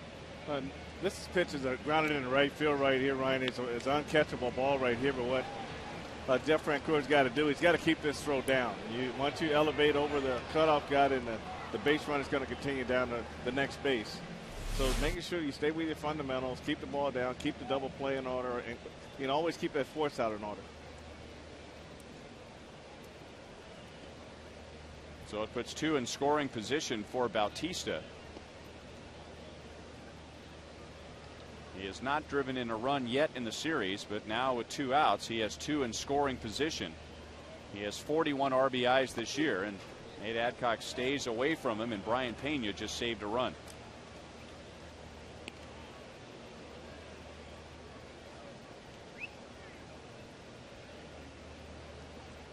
So there you have it. Those 3 players, if I understand the question correctly, won the home run crown in both of those years, and in both of those years they had at least 50 home runs.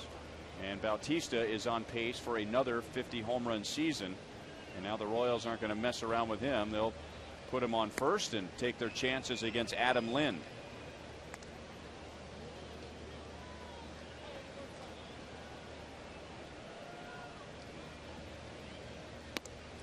Yeah, Bautista's an amazing story. I mean, he might be one of the most amazing stories in the last 5 years in American baseball. I mean, here's a guy that bounced around from team to team and couldn't seem to find a home. And he made one correction on the advice of Cito Gaston, and he's been on a tear ever since. And a lot of that could be thrown in with consistent playing time.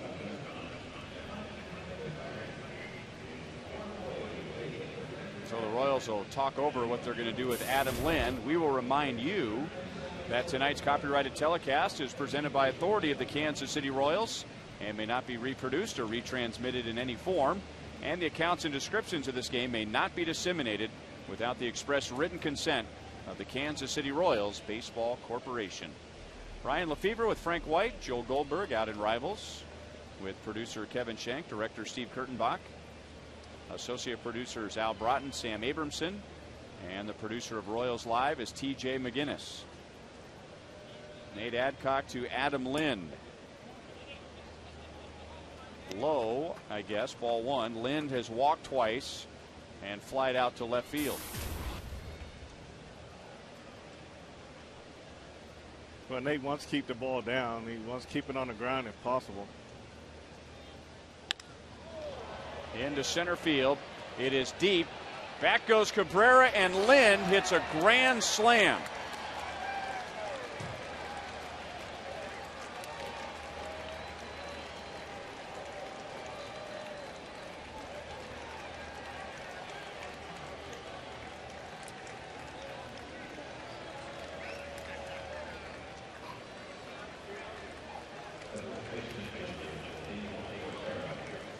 So Toronto is out to a 5-run lead. That fastball stayed up. It didn't sink at all. And when this ball was first hit, Nate pointed straight up like it was a routine fly ball. This ball just kept going and going.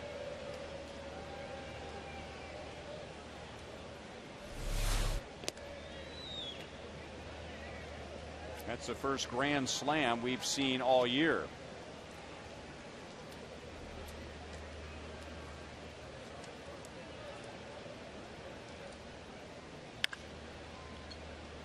Bedamit plays a difficult hop and throws out Rivera.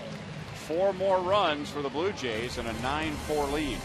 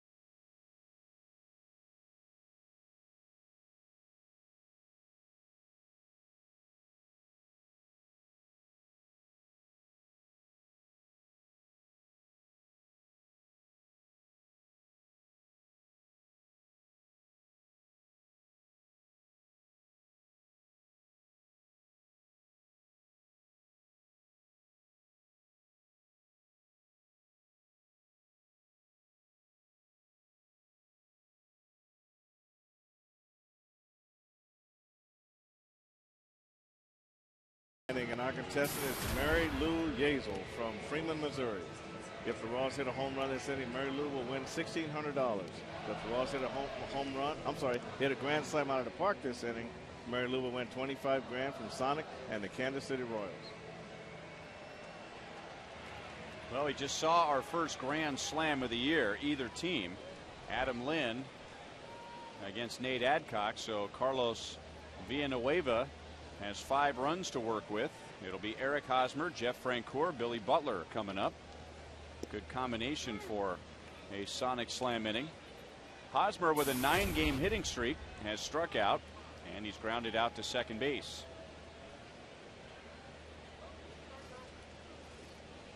Royals scored all 4 of their runs in the 3rd inning, and it looked like it might be the inning that the Royals have been waiting on for a long time. Get the offense going, and it may have been, but the Blue Jays came back in the 4th, got their own 3-run home run, and then the grand slam in the 6th. So they've answered the Royals 4 with 7 of their own. Well, that's why it's so important when the offense gets going. It's so important to go up and put a 0 up that next inning. Just give them a chance to get things going. But when you go back and forth like that, it's a struggle for the offense. After a while, the guy is thinking, how many do I have to score? So the pitcher has to seize that momentum that next inning and keep things going.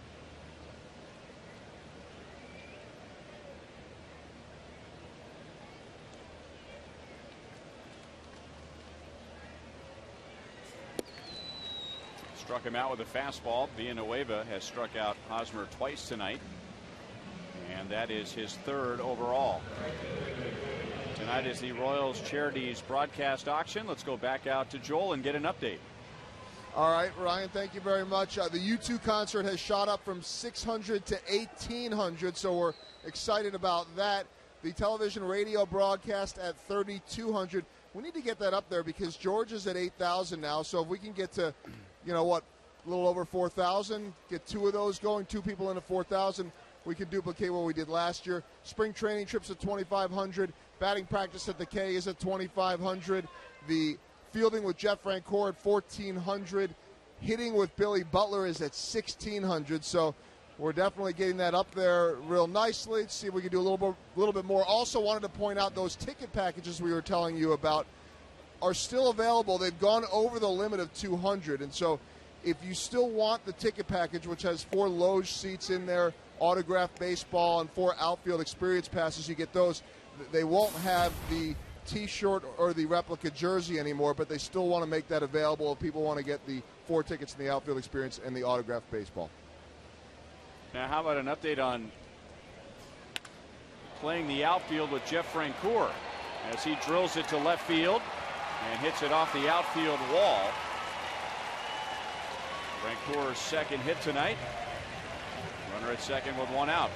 Well, someone should send in a little bit higher of a bid now because of that double. I know that has nothing to do with a fielding lesson, but Jeff Francoeur, let's reward him for that double at 1,400 right now. So the fielding lessons with French here at 1,400, the pitching lessons with Bruce Chen are at 1,100, and the hitting lessons with Billy Butler are at 1,600. And we know all 3 of those personalities. The kids that come out will not only get good instruction, but they'll have a good time as well. 16 doubles for Jeff Francoeur.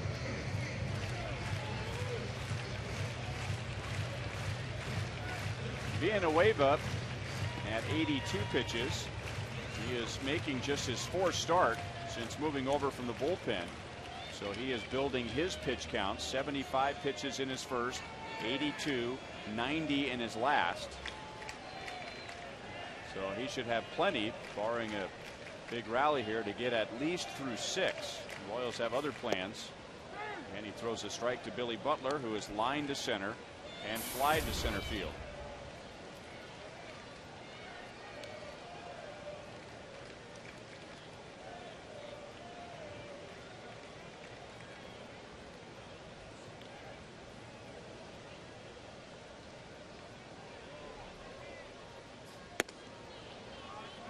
One ball, 1 strike. Back out to Joel. All right, well, we had Billy Butler's wife on before, Katie Butler, and remember, she was pointing out a little pressure at home. If we're going to sell this, his wife was saying, you got to get some hits tonight, and his young daughter was saying the same thing. But we know that Billy can hit. He can hit very well. It's not going to work out for him right here. That's the bad luck for him tonight. But great with kids, so you get a chance to come out. 3 kids ages 10 to 18 will get batting instruction from Billy Butler. Parent gets to come as well. 4 Crown Club seats, and really a chance to hang out with, as Katie Butler says, a kid himself in Billy Butler. So we're going to see if we can get that number to go up from 1,600 where it's at right now. Guys? All right, Joel.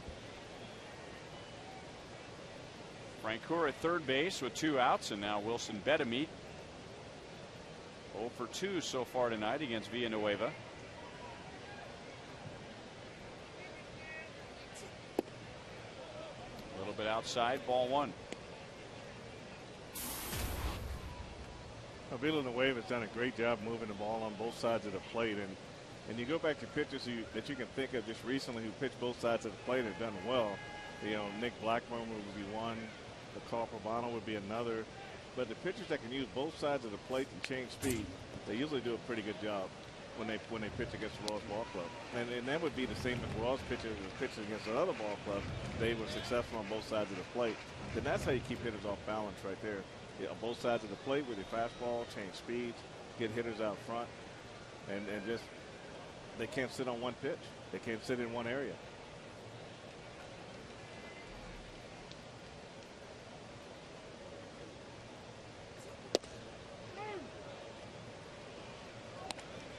One and two.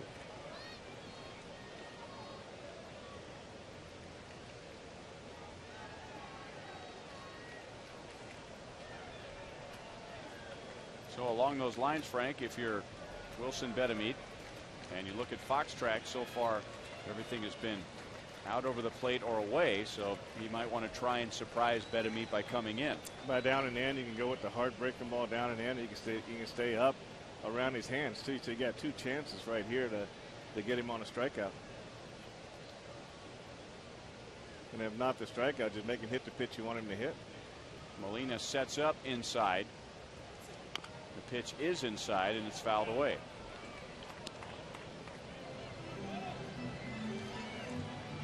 One thing a lot of pitchers don't do on that pitch right there, they don't back that pitch up. You know, sometimes you can go with that pitch you just saw, the slider down and in, and then make the next one a straight fastball just a little bit higher, but on the inside corner also.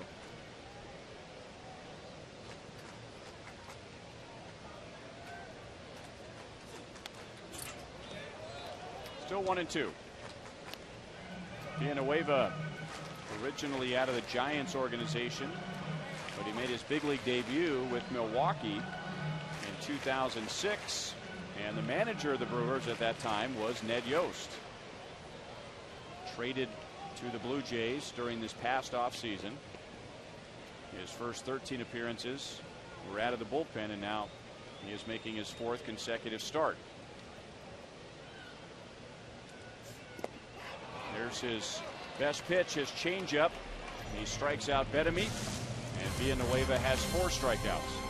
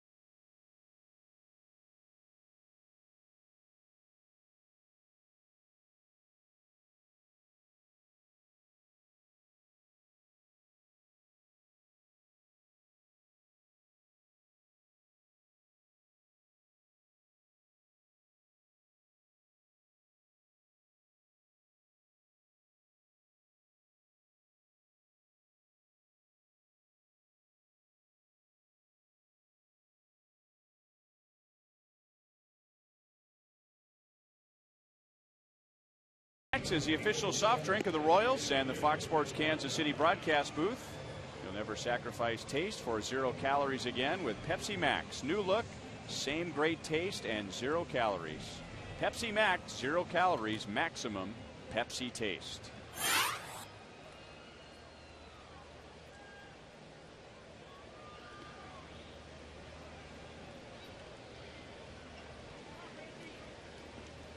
As we look at the retired numbers up on the Royals Hall of Fame, we understand that George is running away with the Royals Charities broadcast auction, but we're going to hang in there. Our broadcast experience. We may have to double up in the end. Yeah, but we'll get him. A little help. Nate Adcock, in relief of Danny Duffy, pitched a scoreless 5th inning. And then with 2 outs and nobody on in the 6th, a walk, a single, an intentional walk, and a grand slam from Adam Lind. So the Blue Jays have scored 6 of their 9 runs tonight with 2 outs. Jose Molina so far 0 for 3. He has struck out twice. Still 1 ball, 2 strikes. Let's go back out to Rivals. All right, we got updates going right now. Toby Cook is filling in, whose handwriting is almost as good as Laura Grosshand's. But look at this, 9,300 for George. And then we'll go down here in a second as Toby fills this in. And right as you said that, Ryan, we were at 3,200. Oh! 7,000. Toby said, I don't even believe this. 7,000. What do you mean he doesn't believe it? Well, it did go from 3,200 to 7,000. What's that supposed to mean? Oh, Frank, we said that you were going to hang out with them all game for a week. Right. They get to go home and have a slumber party at Frank's house after the game. How about that late run? All right, so George is up to 9,300, but, I mean, we're playing a little home run derby here now. That's right. It's all or nothing here on Home Run Derby. Very nice. We should say to Toby, we'll steal a line from Bruce Chen. Believe it. All right, D. Do you think it's Vinger or Vinger? Vinger? Whoever he is or she is, we like them. Absolutely. You're going to have the time of your life. Through the left side, Aaron Hill has his 2nd hit. Blue Jays have 1 on, 1 out in the 7th inning. There's still plenty of time if you want to add to that bid.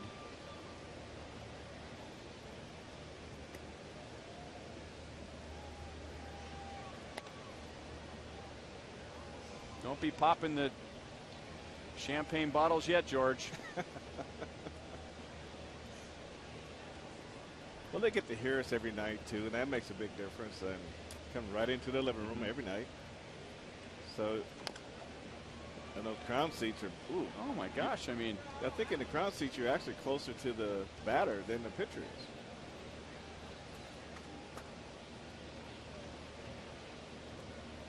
All right. Hitting lesson with Billy Butler. We have an increased bid there. That's good news. Attaway, Laura. The pride of Minneapolis, Kansas, Laura Grosshands. Not to be confused with Minneapolis, Minnesota, Minneapolis, Kansas. And the pride of Kansas State University.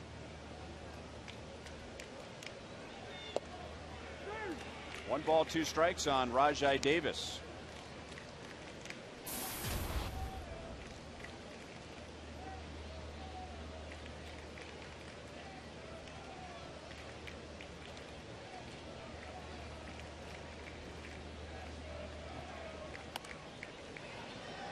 Still 1-2.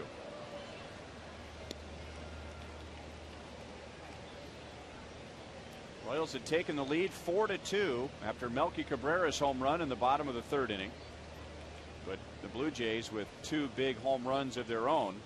Jason Nix, a 3-run home run in the 4th. That was against Danny Duffy, and then Adam Lind with a grand slam in the 6th against Nate Adcock. Blocked by Pena, 2-2.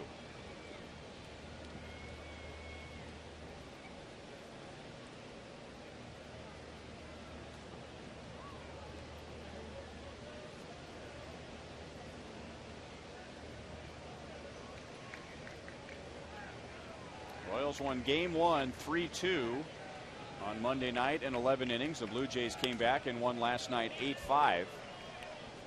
This has not been a friendly place to the Blue Jays, at least lately.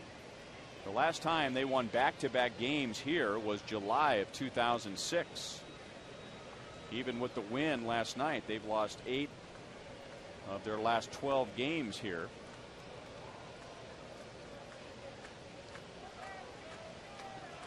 And they have a big lead, 5 runs in the top of the 7th inning tonight. Struck him out. 2 down in the 7th inning.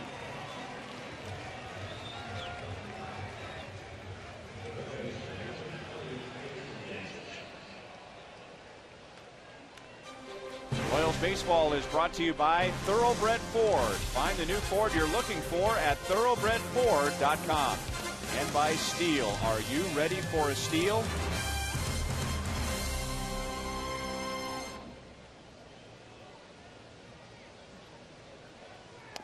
Well, Jason Nix has looked like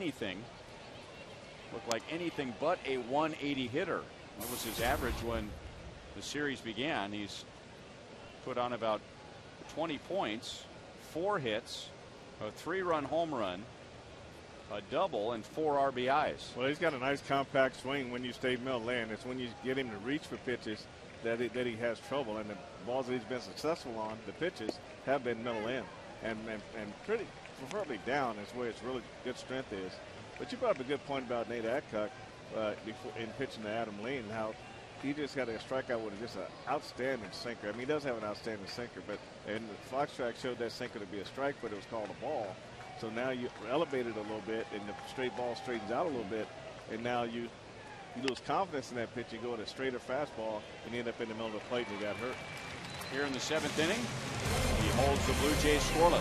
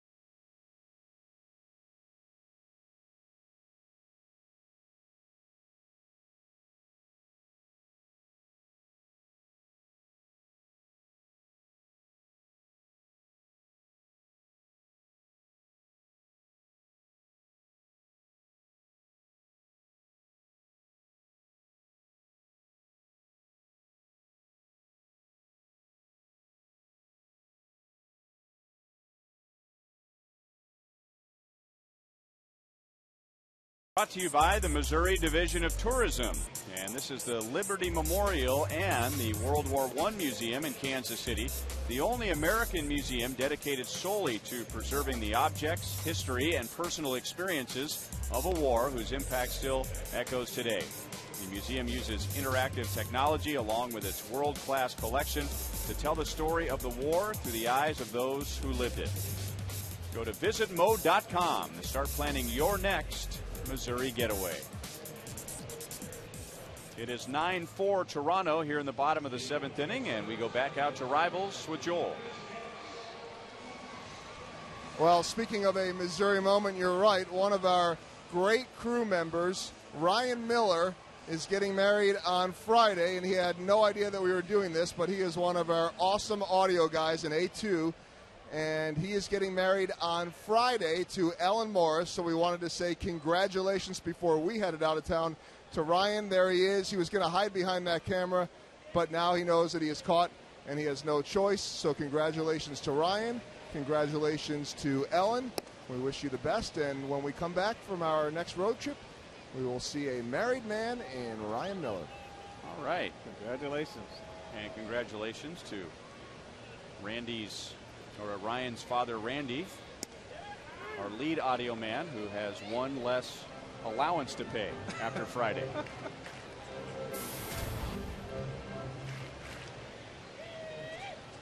Chris Getz singled and scored in the Royals' 4-run 3rd inning. He is 1 for 2. Grounds it to McCoy. Has a little bit of a difficult hop as he's charging in, but still able to throw out Getz. And there's one down in the 7th. So, his 4th start this year, and Villanueva has made several starts in his major league career, but going back to the rotation after 13 relief appearances.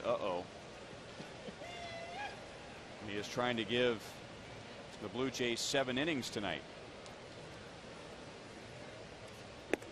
That's all right. We can play that game.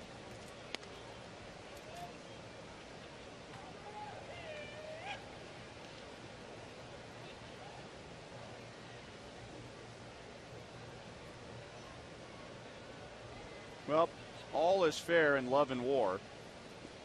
So We're going to pull this weapon out. If you would like to match D. Vinger, we are going to add a second broadcast experience. Outstanding. That's our ace in the hole.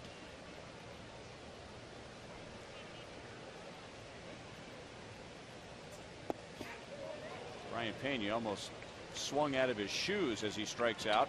5 strikeouts for Villanueva and 2 down in the 7th inning.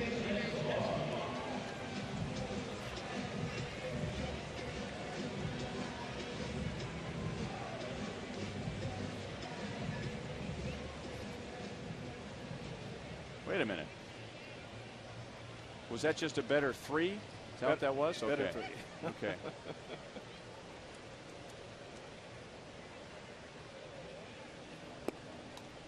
Outside, ball 1 to Alcides Escobar. He's 1 out of 2 with a bunt single and a run scored.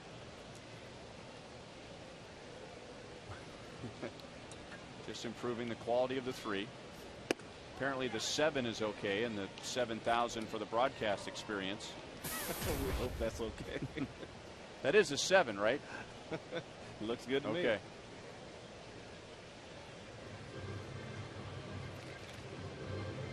So we have added another broadcast experience. If you'd like to match that, there you go. There's a strike to Alcides Escobar.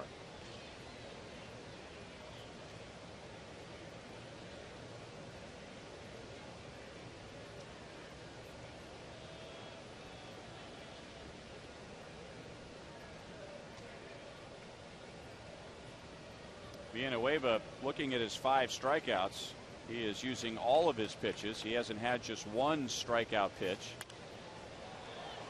There's a changeup that's out of play off to the first base side. Villanueva, originally signed by the Giants out of the Dominican Republic, and growing up in the Dominican Republic, he got to know former Royals pitcher Hipólito Pichardo, who first showed him the changeup grip. And now that's one of his best pitches. And he struck out Wilson Betemit with a good changeup to end the bottom of the 6th inning.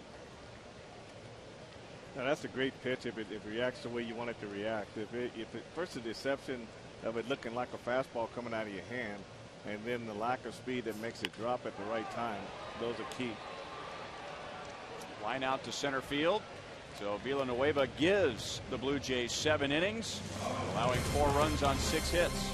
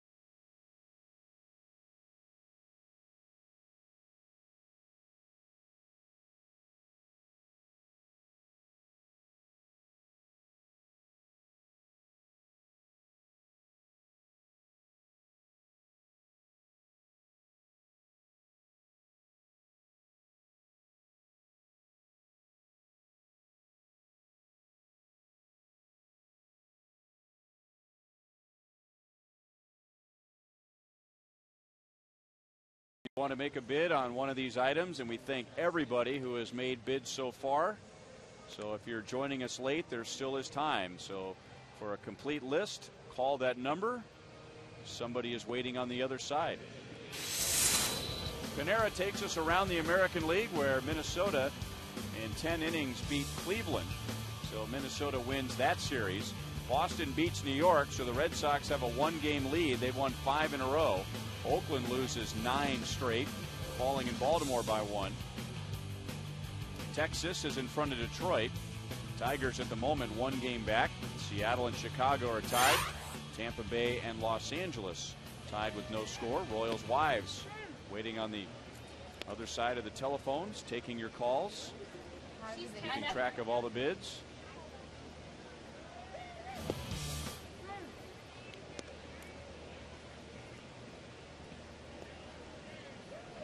Everett Tieford takes over in the top of the 8th, and he gets the top of the order.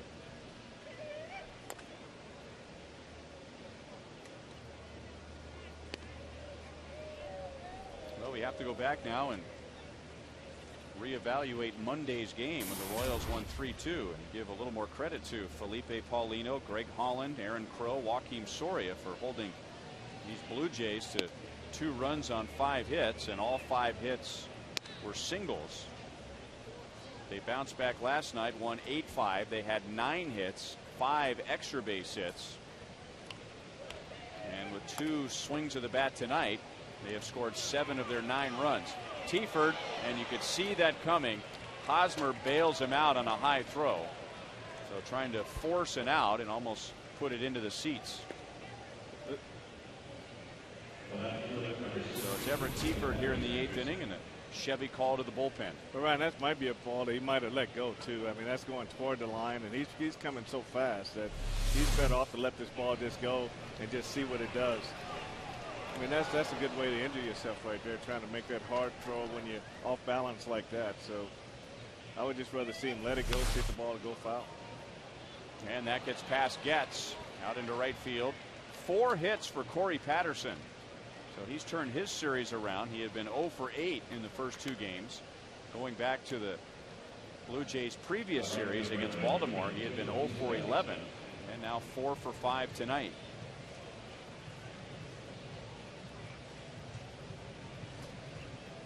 Well, if you missed it yesterday, we will show it to you tonight. This is our Miller Lite Taste Greatness moment. And if you don't bring your glove to the game, that's all right.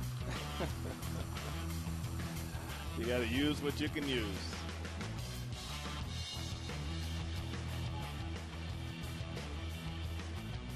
Caught the ball with his popcorn bucket, sunglasses on. And for a day at least, he was a national sensation. Oh, wow. Most times when you get that, it's hard to hold on to your cap when you do it. It'd be hard to. He had 2 hands on that bucket really tight. 2 strikes now on Jose Bautista. Let's go back out to Joel. All right, George, yeah, we're slowing him down a little bit. Let's look at it that way. Oh, no, we're not. Laura says no. So now she's going to take that beautiful handwriting that she crafted in Minneapolis, Kansas. The bid is 0? And the bid is 0. Oh, okay. Or no, actually, Yikes. it is $12,000, and that goes to. We got a battle going here, I guess. This is S. Fletcher. Okay. That's a new guy. But, you know, Or gal.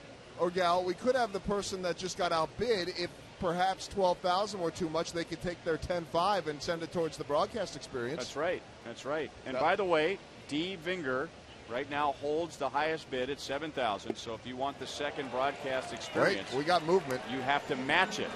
D. Vinger does not have anything anymore. And we have 5 digits. 12 grand. We're all tied up. We're ready now. Now that's what I'm talking about. Yes. And D. Vinger is still up there. We say thank you. And D. Vinger is clutch. And if for some reason we're mispronouncing that, we apologize. Yep. That is a $12,000 mistake on our part. Uh-oh. Laura keeps giving me this look like, sorry. But it's good. We're raising money. Not going to get pushed around. Okay. Throwing an extra 100. G. Brett? No. Okay. G. Curry. Okay. Double play. So McCoy doesn't get back to the bag in time. And the inning comes to an end.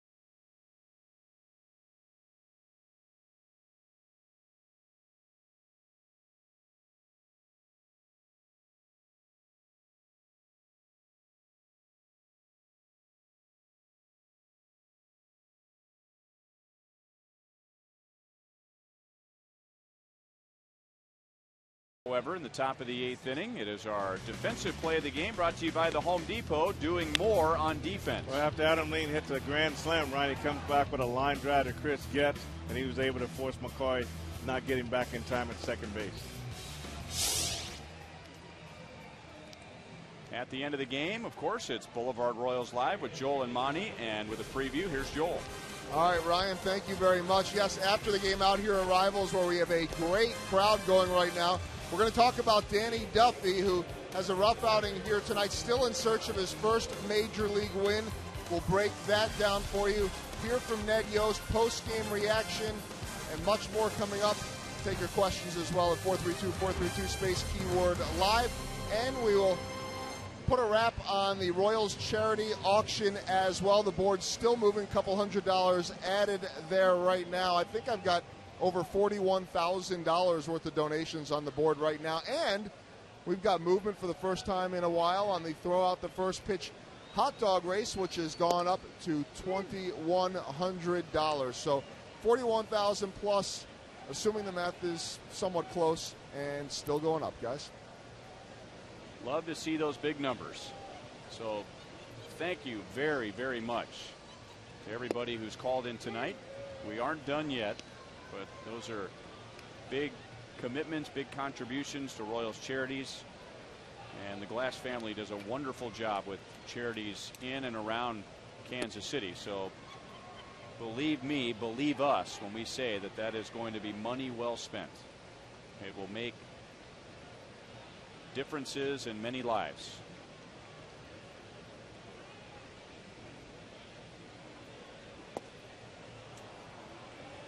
Alex strikes out, so Mark Zepchinski taking over in the 8th inning.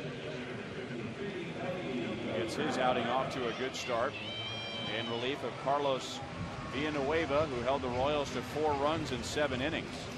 And the Royals, thanks to Melky Cabrera's 3-run home run in the 3rd, had a 4-2 lead, and then Villanueva finishes with 4 scoreless innings.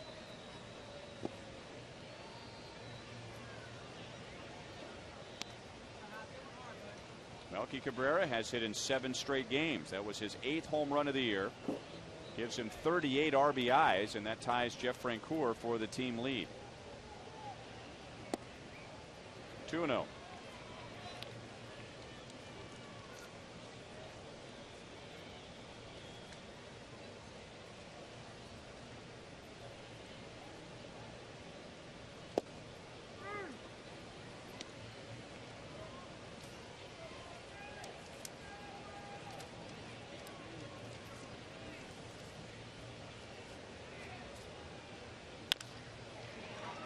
McCoy goes behind the bag. There are 2 outs in the 8th inning.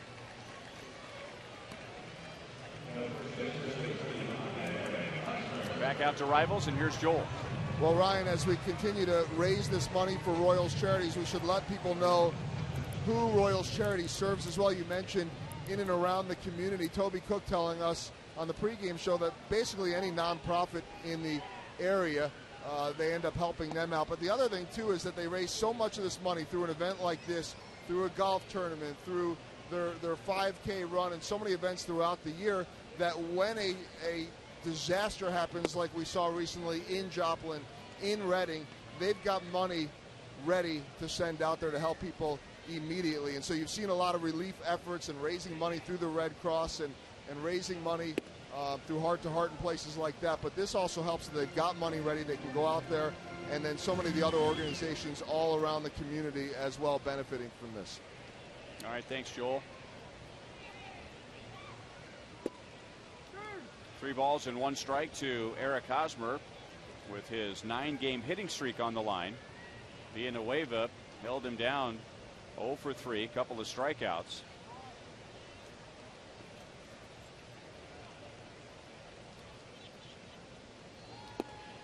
He will reach with a walk.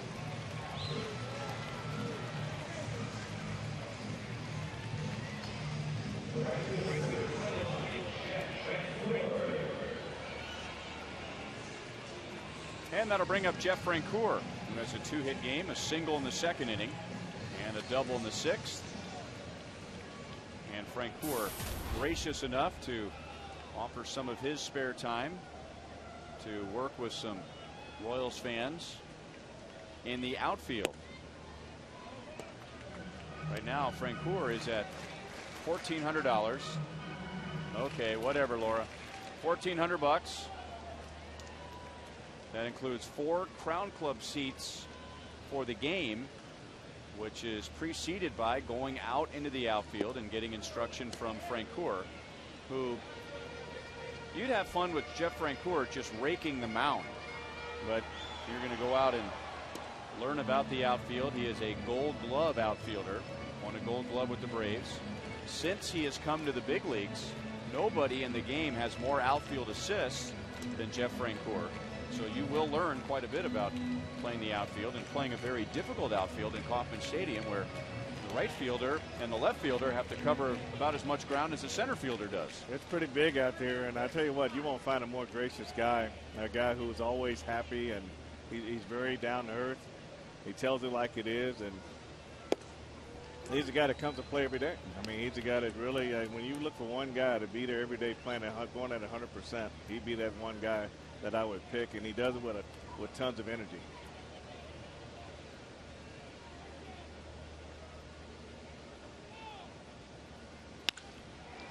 He has 3 hits tonight.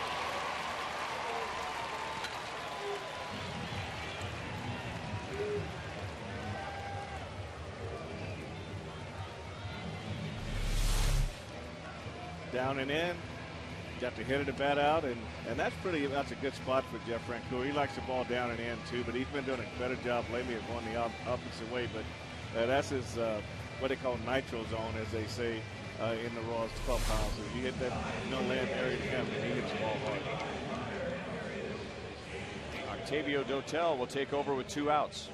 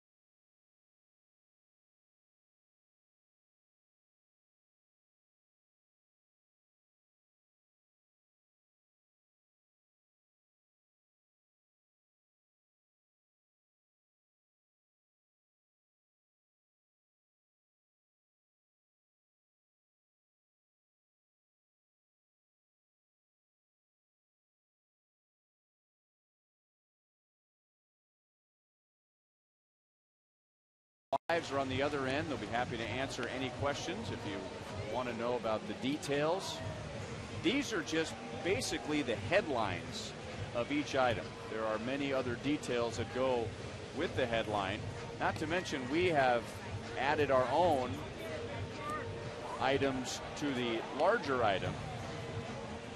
So they're standing by waiting to answer your phone call.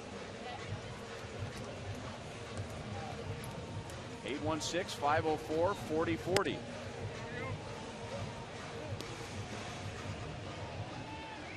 George is up to $15,000. That's all right. S. Fletcher back in the game.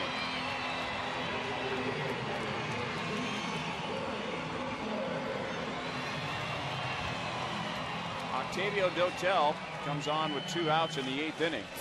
Mark Zepchinski got 2 quick outs, then a walk to Hosmer, the single to Francoeur. So with the tying run on deck, or rather the tying run in the hole, John Farrell's going to bring on a fresh arm and, if he can, put an end to this inning. Billy so far 0 for 3.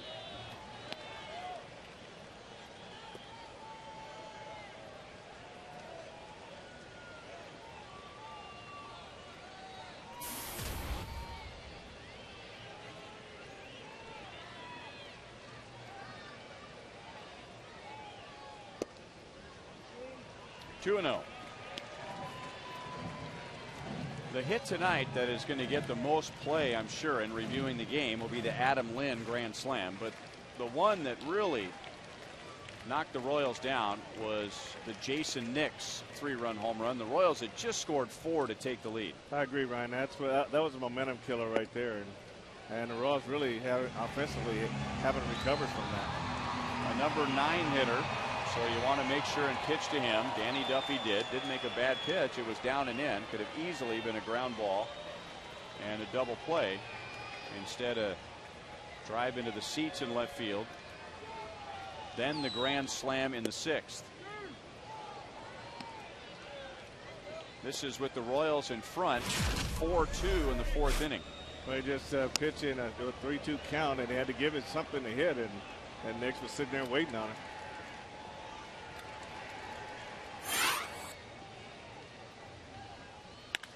Billy, deep left field, and gone.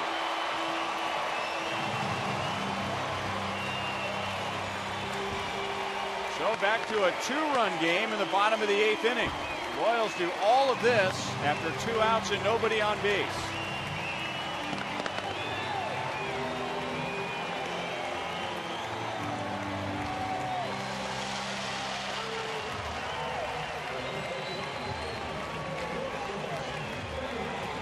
Billy did a great job here, Ryan. He had a 3-0 count, worked in the 3-1, and Dotel gave him something he could handle, and he drove this ball in the left field bullpen. This ball got out in a hurry.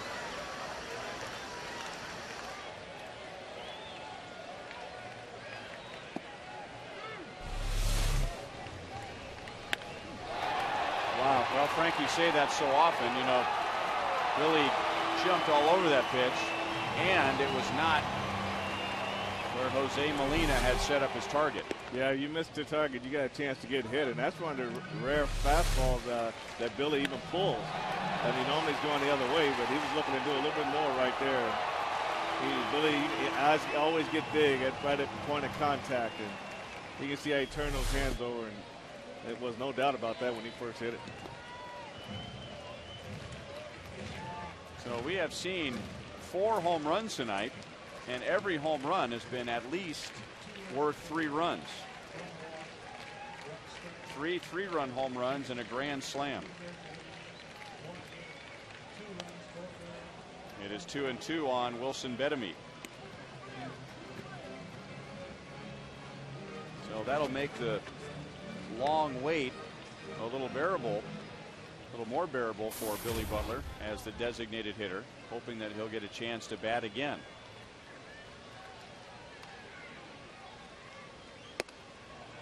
The inning is over. The Royals get 3, so it's a 2-run game as we head to the 9th inning.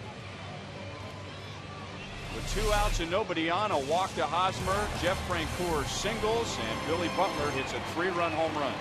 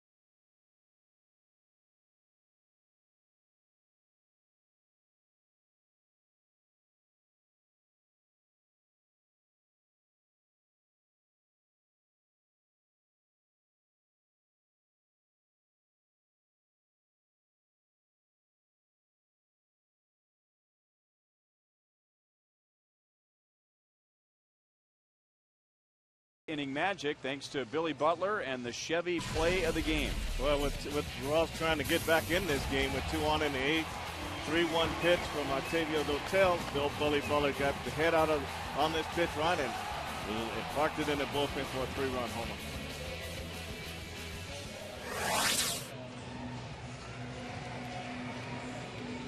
So the Royals need to hold the Blue Jays right here. And it will be Greg Holland in the top of the 9th inning in relief of Everett Tieford, who pitched a scoreless 8th. 7 scoreless appearances for Greg Holland since being called up.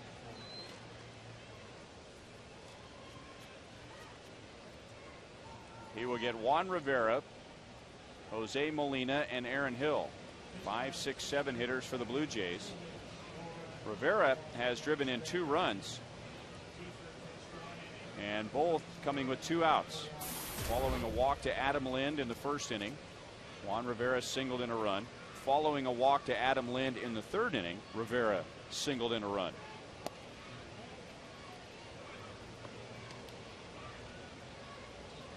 Blue Jays led 2-0 until the Royals got 4 in the 3rd on a 3-run home run from Melky Cabrera. But then Jason Nix hit a 3-run home run in the 4th. Adam Lind hit a grand slam in the 6th to make it 9-4 until Billy Butler's 3-run home run in the bottom of the 8th.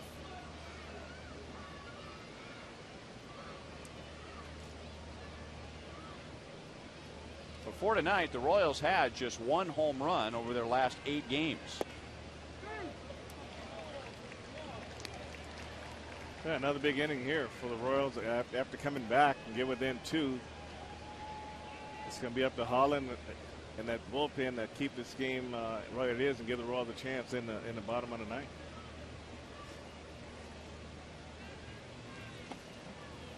Two balls, 2 strikes on Rivera.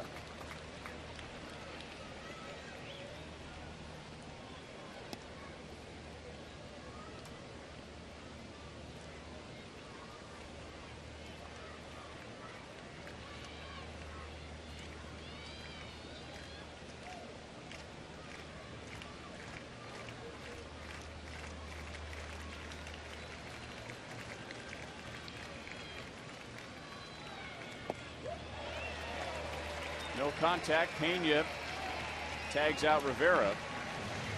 So a good start for Greg Holland. 1 down in the 9th inning. Back out to Joel.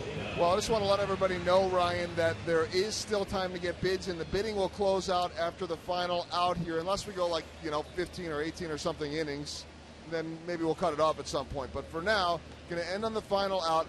I'm counting over $46 or about $46,000 on the board right now, and I'm looking at the U2 concert at 1900, and I'm thinking 22 Grammy awards. So let's try to get that up to 2200. 1,000 for each Grammy. How about that? Nice to see Jeff Francoeur up to 1,500. Billy Butler up to 2,500. Actually, now that I think about it, he got the pressure from the home front. Wife and daughter said he's got to sell this. He hits a 3-run home run. That's got to be worth more than $2,500 now as well. And Bruce Chen up to $2,000, and he's going to be heading back here to the big league club soon, so maybe we can get that up as well. George doesn't need any help, but very impressive, $16,000, guys. Big numbers. Huge. And we are very grateful. It is, guys, sorry to interrupt, Ryan. It is the end of the 9th where we're going to cut it off. So it's been a very successful night for Royals Charities, and we still have a little over an inning to go, and get those bids in. And again, just to remind everybody, Royals Charities basically servicing all the nonprofit organizations in the community. And then when you see disasters happen in places like Reading, in places like Joplin, Royals Charities able to step up, help those out in need, make some big donations, help with supplies, and a lot of that comes from the money that Royals Charities is able to raise. 1 ball, 2 strikes on Jose Molina. So Joel encouraging fans to at least donate $100 per Grammy for the U2 concert. So we could use a little increase there. We got an increase on the fielding lesson with Jeff Francoeur, who has 3 hits tonight. Still 1 ball, 2 strikes on Molina. Yeah, it always helps to have a good performance on a night like tonight. It's kind of like when you're in an auction, that if you're there, you got a better chance of getting a lot more money than when you're not there. That's what I usually do when I catch a foul ball.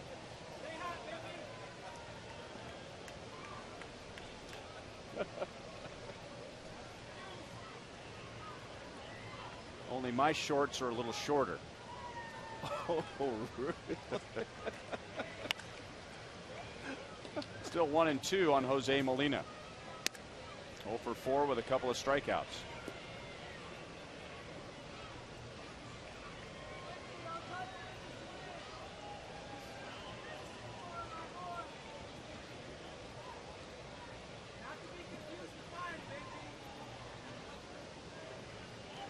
That must have been some catch that she made, a celebration like that. I mean, you would think so. Wow. Catch of a lifetime. Molina strikes out again. The 3rd time he has gone down on strikes, and Holland has faced 2 and struck out 2. Okay, here's that great catch.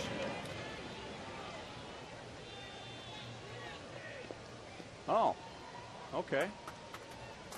In some ways, that's similar to the Bob Uecker theory on how to catch a good knuckleball. When it stops rolling, pick it up. That's my philosophy. Yeah. Yes. You see the one guy bail out of the way. Yeah. Which was wise. That thing was coming in pretty hot.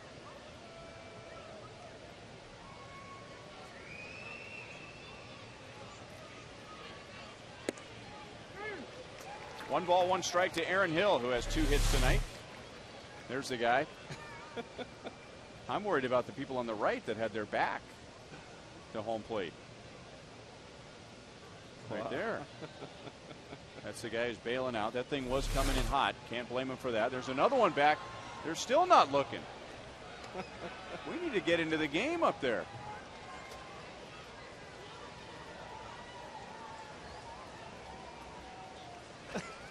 I mean, the foul ball shuffle.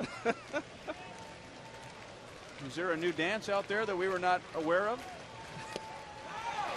Greg Holland strikes out the side, so we go to the bottom of the 9th inning. The Royals are down by 2.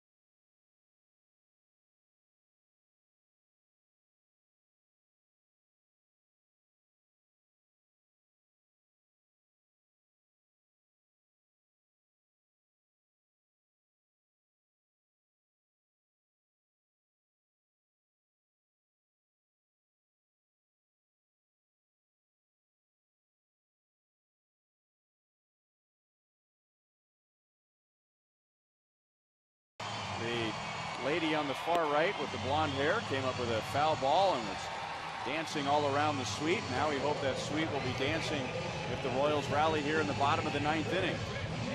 Down by 5 with 2 outs and nobody on in the 8th. The Royals got 2 base runners in front of Billy Butler, who hit a 3-run home run. So Casey Jansen comes on. It was John Roush who got the save for the Blue Jays last night in an 8-5 victory, his 7th save, and Casey Jansen is going for his 1st. Well, here's the combination that helped the Royals win the game in the 11th inning on Monday. Chris Getz, Brian Pena, Alcides Escobar. High and away, ball 1 to Getz. Back in the 3rd inning. Led off with a single to center field. The Royals scored 4 in that inning. Getz scored on a sacrifice fly, and then Melky Cabrera hit a 3-run home run. 1 ball, 1 strike. Jansen's got good movement on his fastball, and for the most part, he keeps the ball down.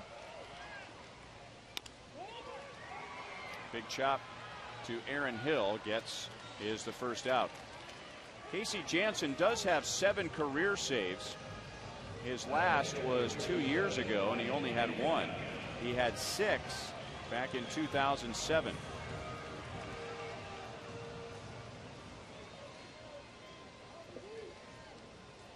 So he gets to run the final leg here. Normally he is passing off the baton to the anchor man.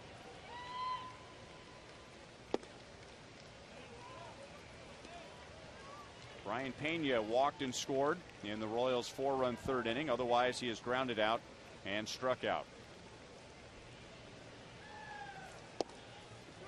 1-1.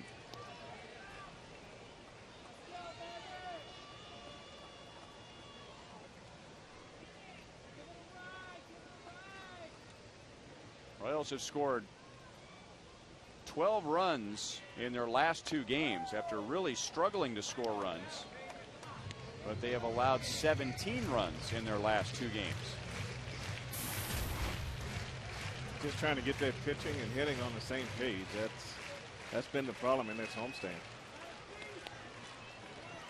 Jansen trying to save it for Carlos Villanueva, who is trying to improve to 4-0. Up the middle into center field, and that brings the tying run to the plate. Brian Pena has his first hit tonight.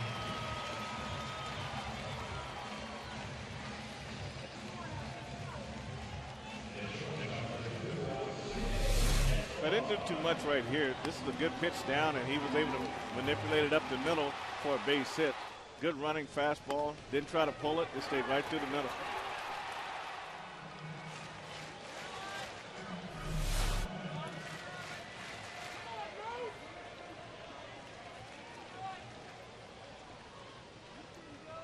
Escobar 1 out of 3. And a slider's in for strike 1.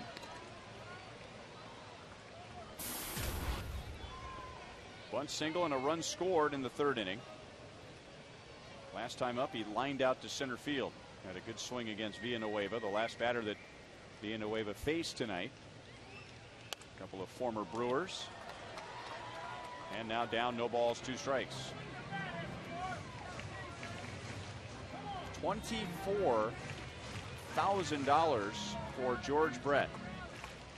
So we will proudly finish second to that. No doubt. Is that for one night? One night.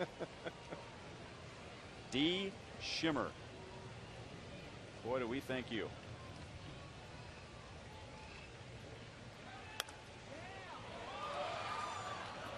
And D. Vinger, and we hope we're pronouncing that name correctly. Of course, we'll find out for sure if in fact he or she is the winner. We thank you for bidding $12,000 for the broadcast experience and everybody else who participated tonight.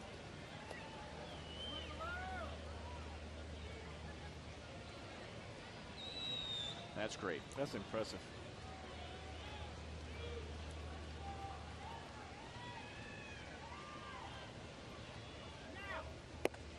Over the outside, Escobar strikes out. For the most part, it has been a tight strike zone from home plate umpire Darrell Cousins. And if you go by Fox Tracks, which again is just a tool, it's not the tool to determine the strike zone. This one appeared to be a couple of baseballs outside of the zone. You're right. That's a little too far out right there. And there's so much on the line. You want to be a little closer on your third strike.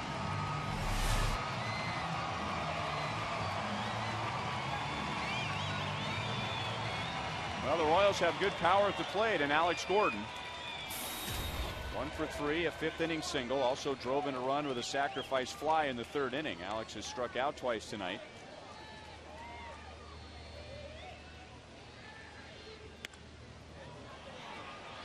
Fouled off of third. And back into the second row.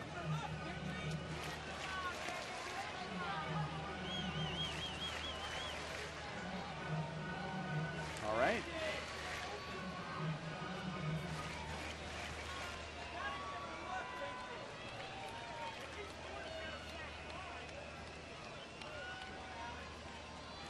Those last minute bids.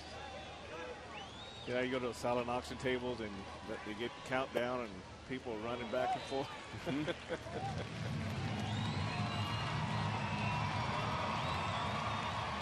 Looks like Lars Marker, right? Lars Marker's running out of juice.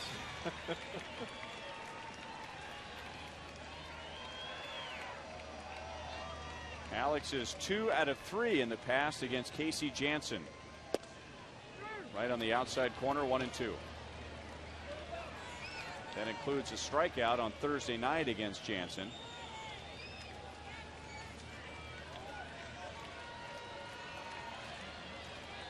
All right, I like the late rally. Let's see if the Royals can match it.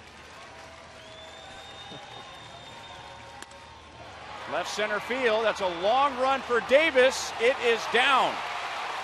Brian Pena to third base. He'll be waved home. There will be no relay. It's a one-run game. Alex Gordon has a double.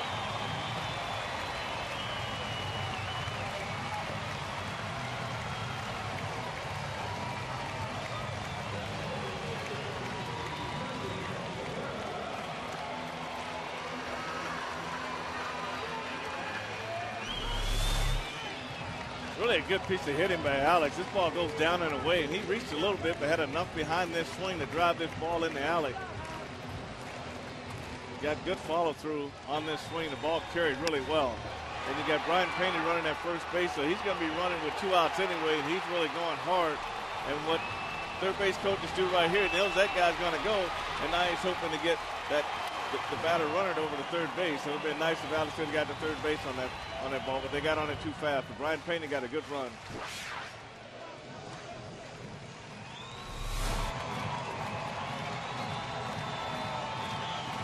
So the tying run is at second base. The winning run is at the plate. And that potential winning run already has a 3-run home run tonight. Melky Cabrera in the third inning, taking Carlos Villanueva deep for his 8th of the year.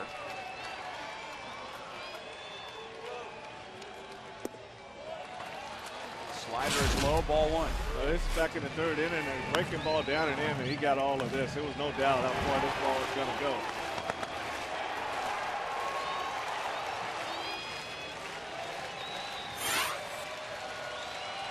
No hits in 4 career at-bats for Cabrera against Jansen until now.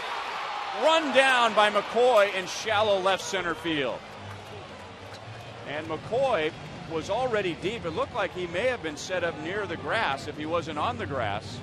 But boy, when he made contact, I thought for sure that was a bloop into left center field. And the Toronto Blue Jays, at one point with a 5-run lead with 2 outs in the 8th inning, they hang on and win by 1. So for the first time since 2006, the Blue Jays win back-to-back games in Kansas City. So the game is over, the bidding is closed, and we thank everybody from the bottom of our hearts, the Royals, Royals Charities, Fox Sports Kansas City. Thank you so much. Well, we've got time for one more. The call must have come in before the game was over, so that is the last bid of the night. 9-8 Toronto. We'll be right back.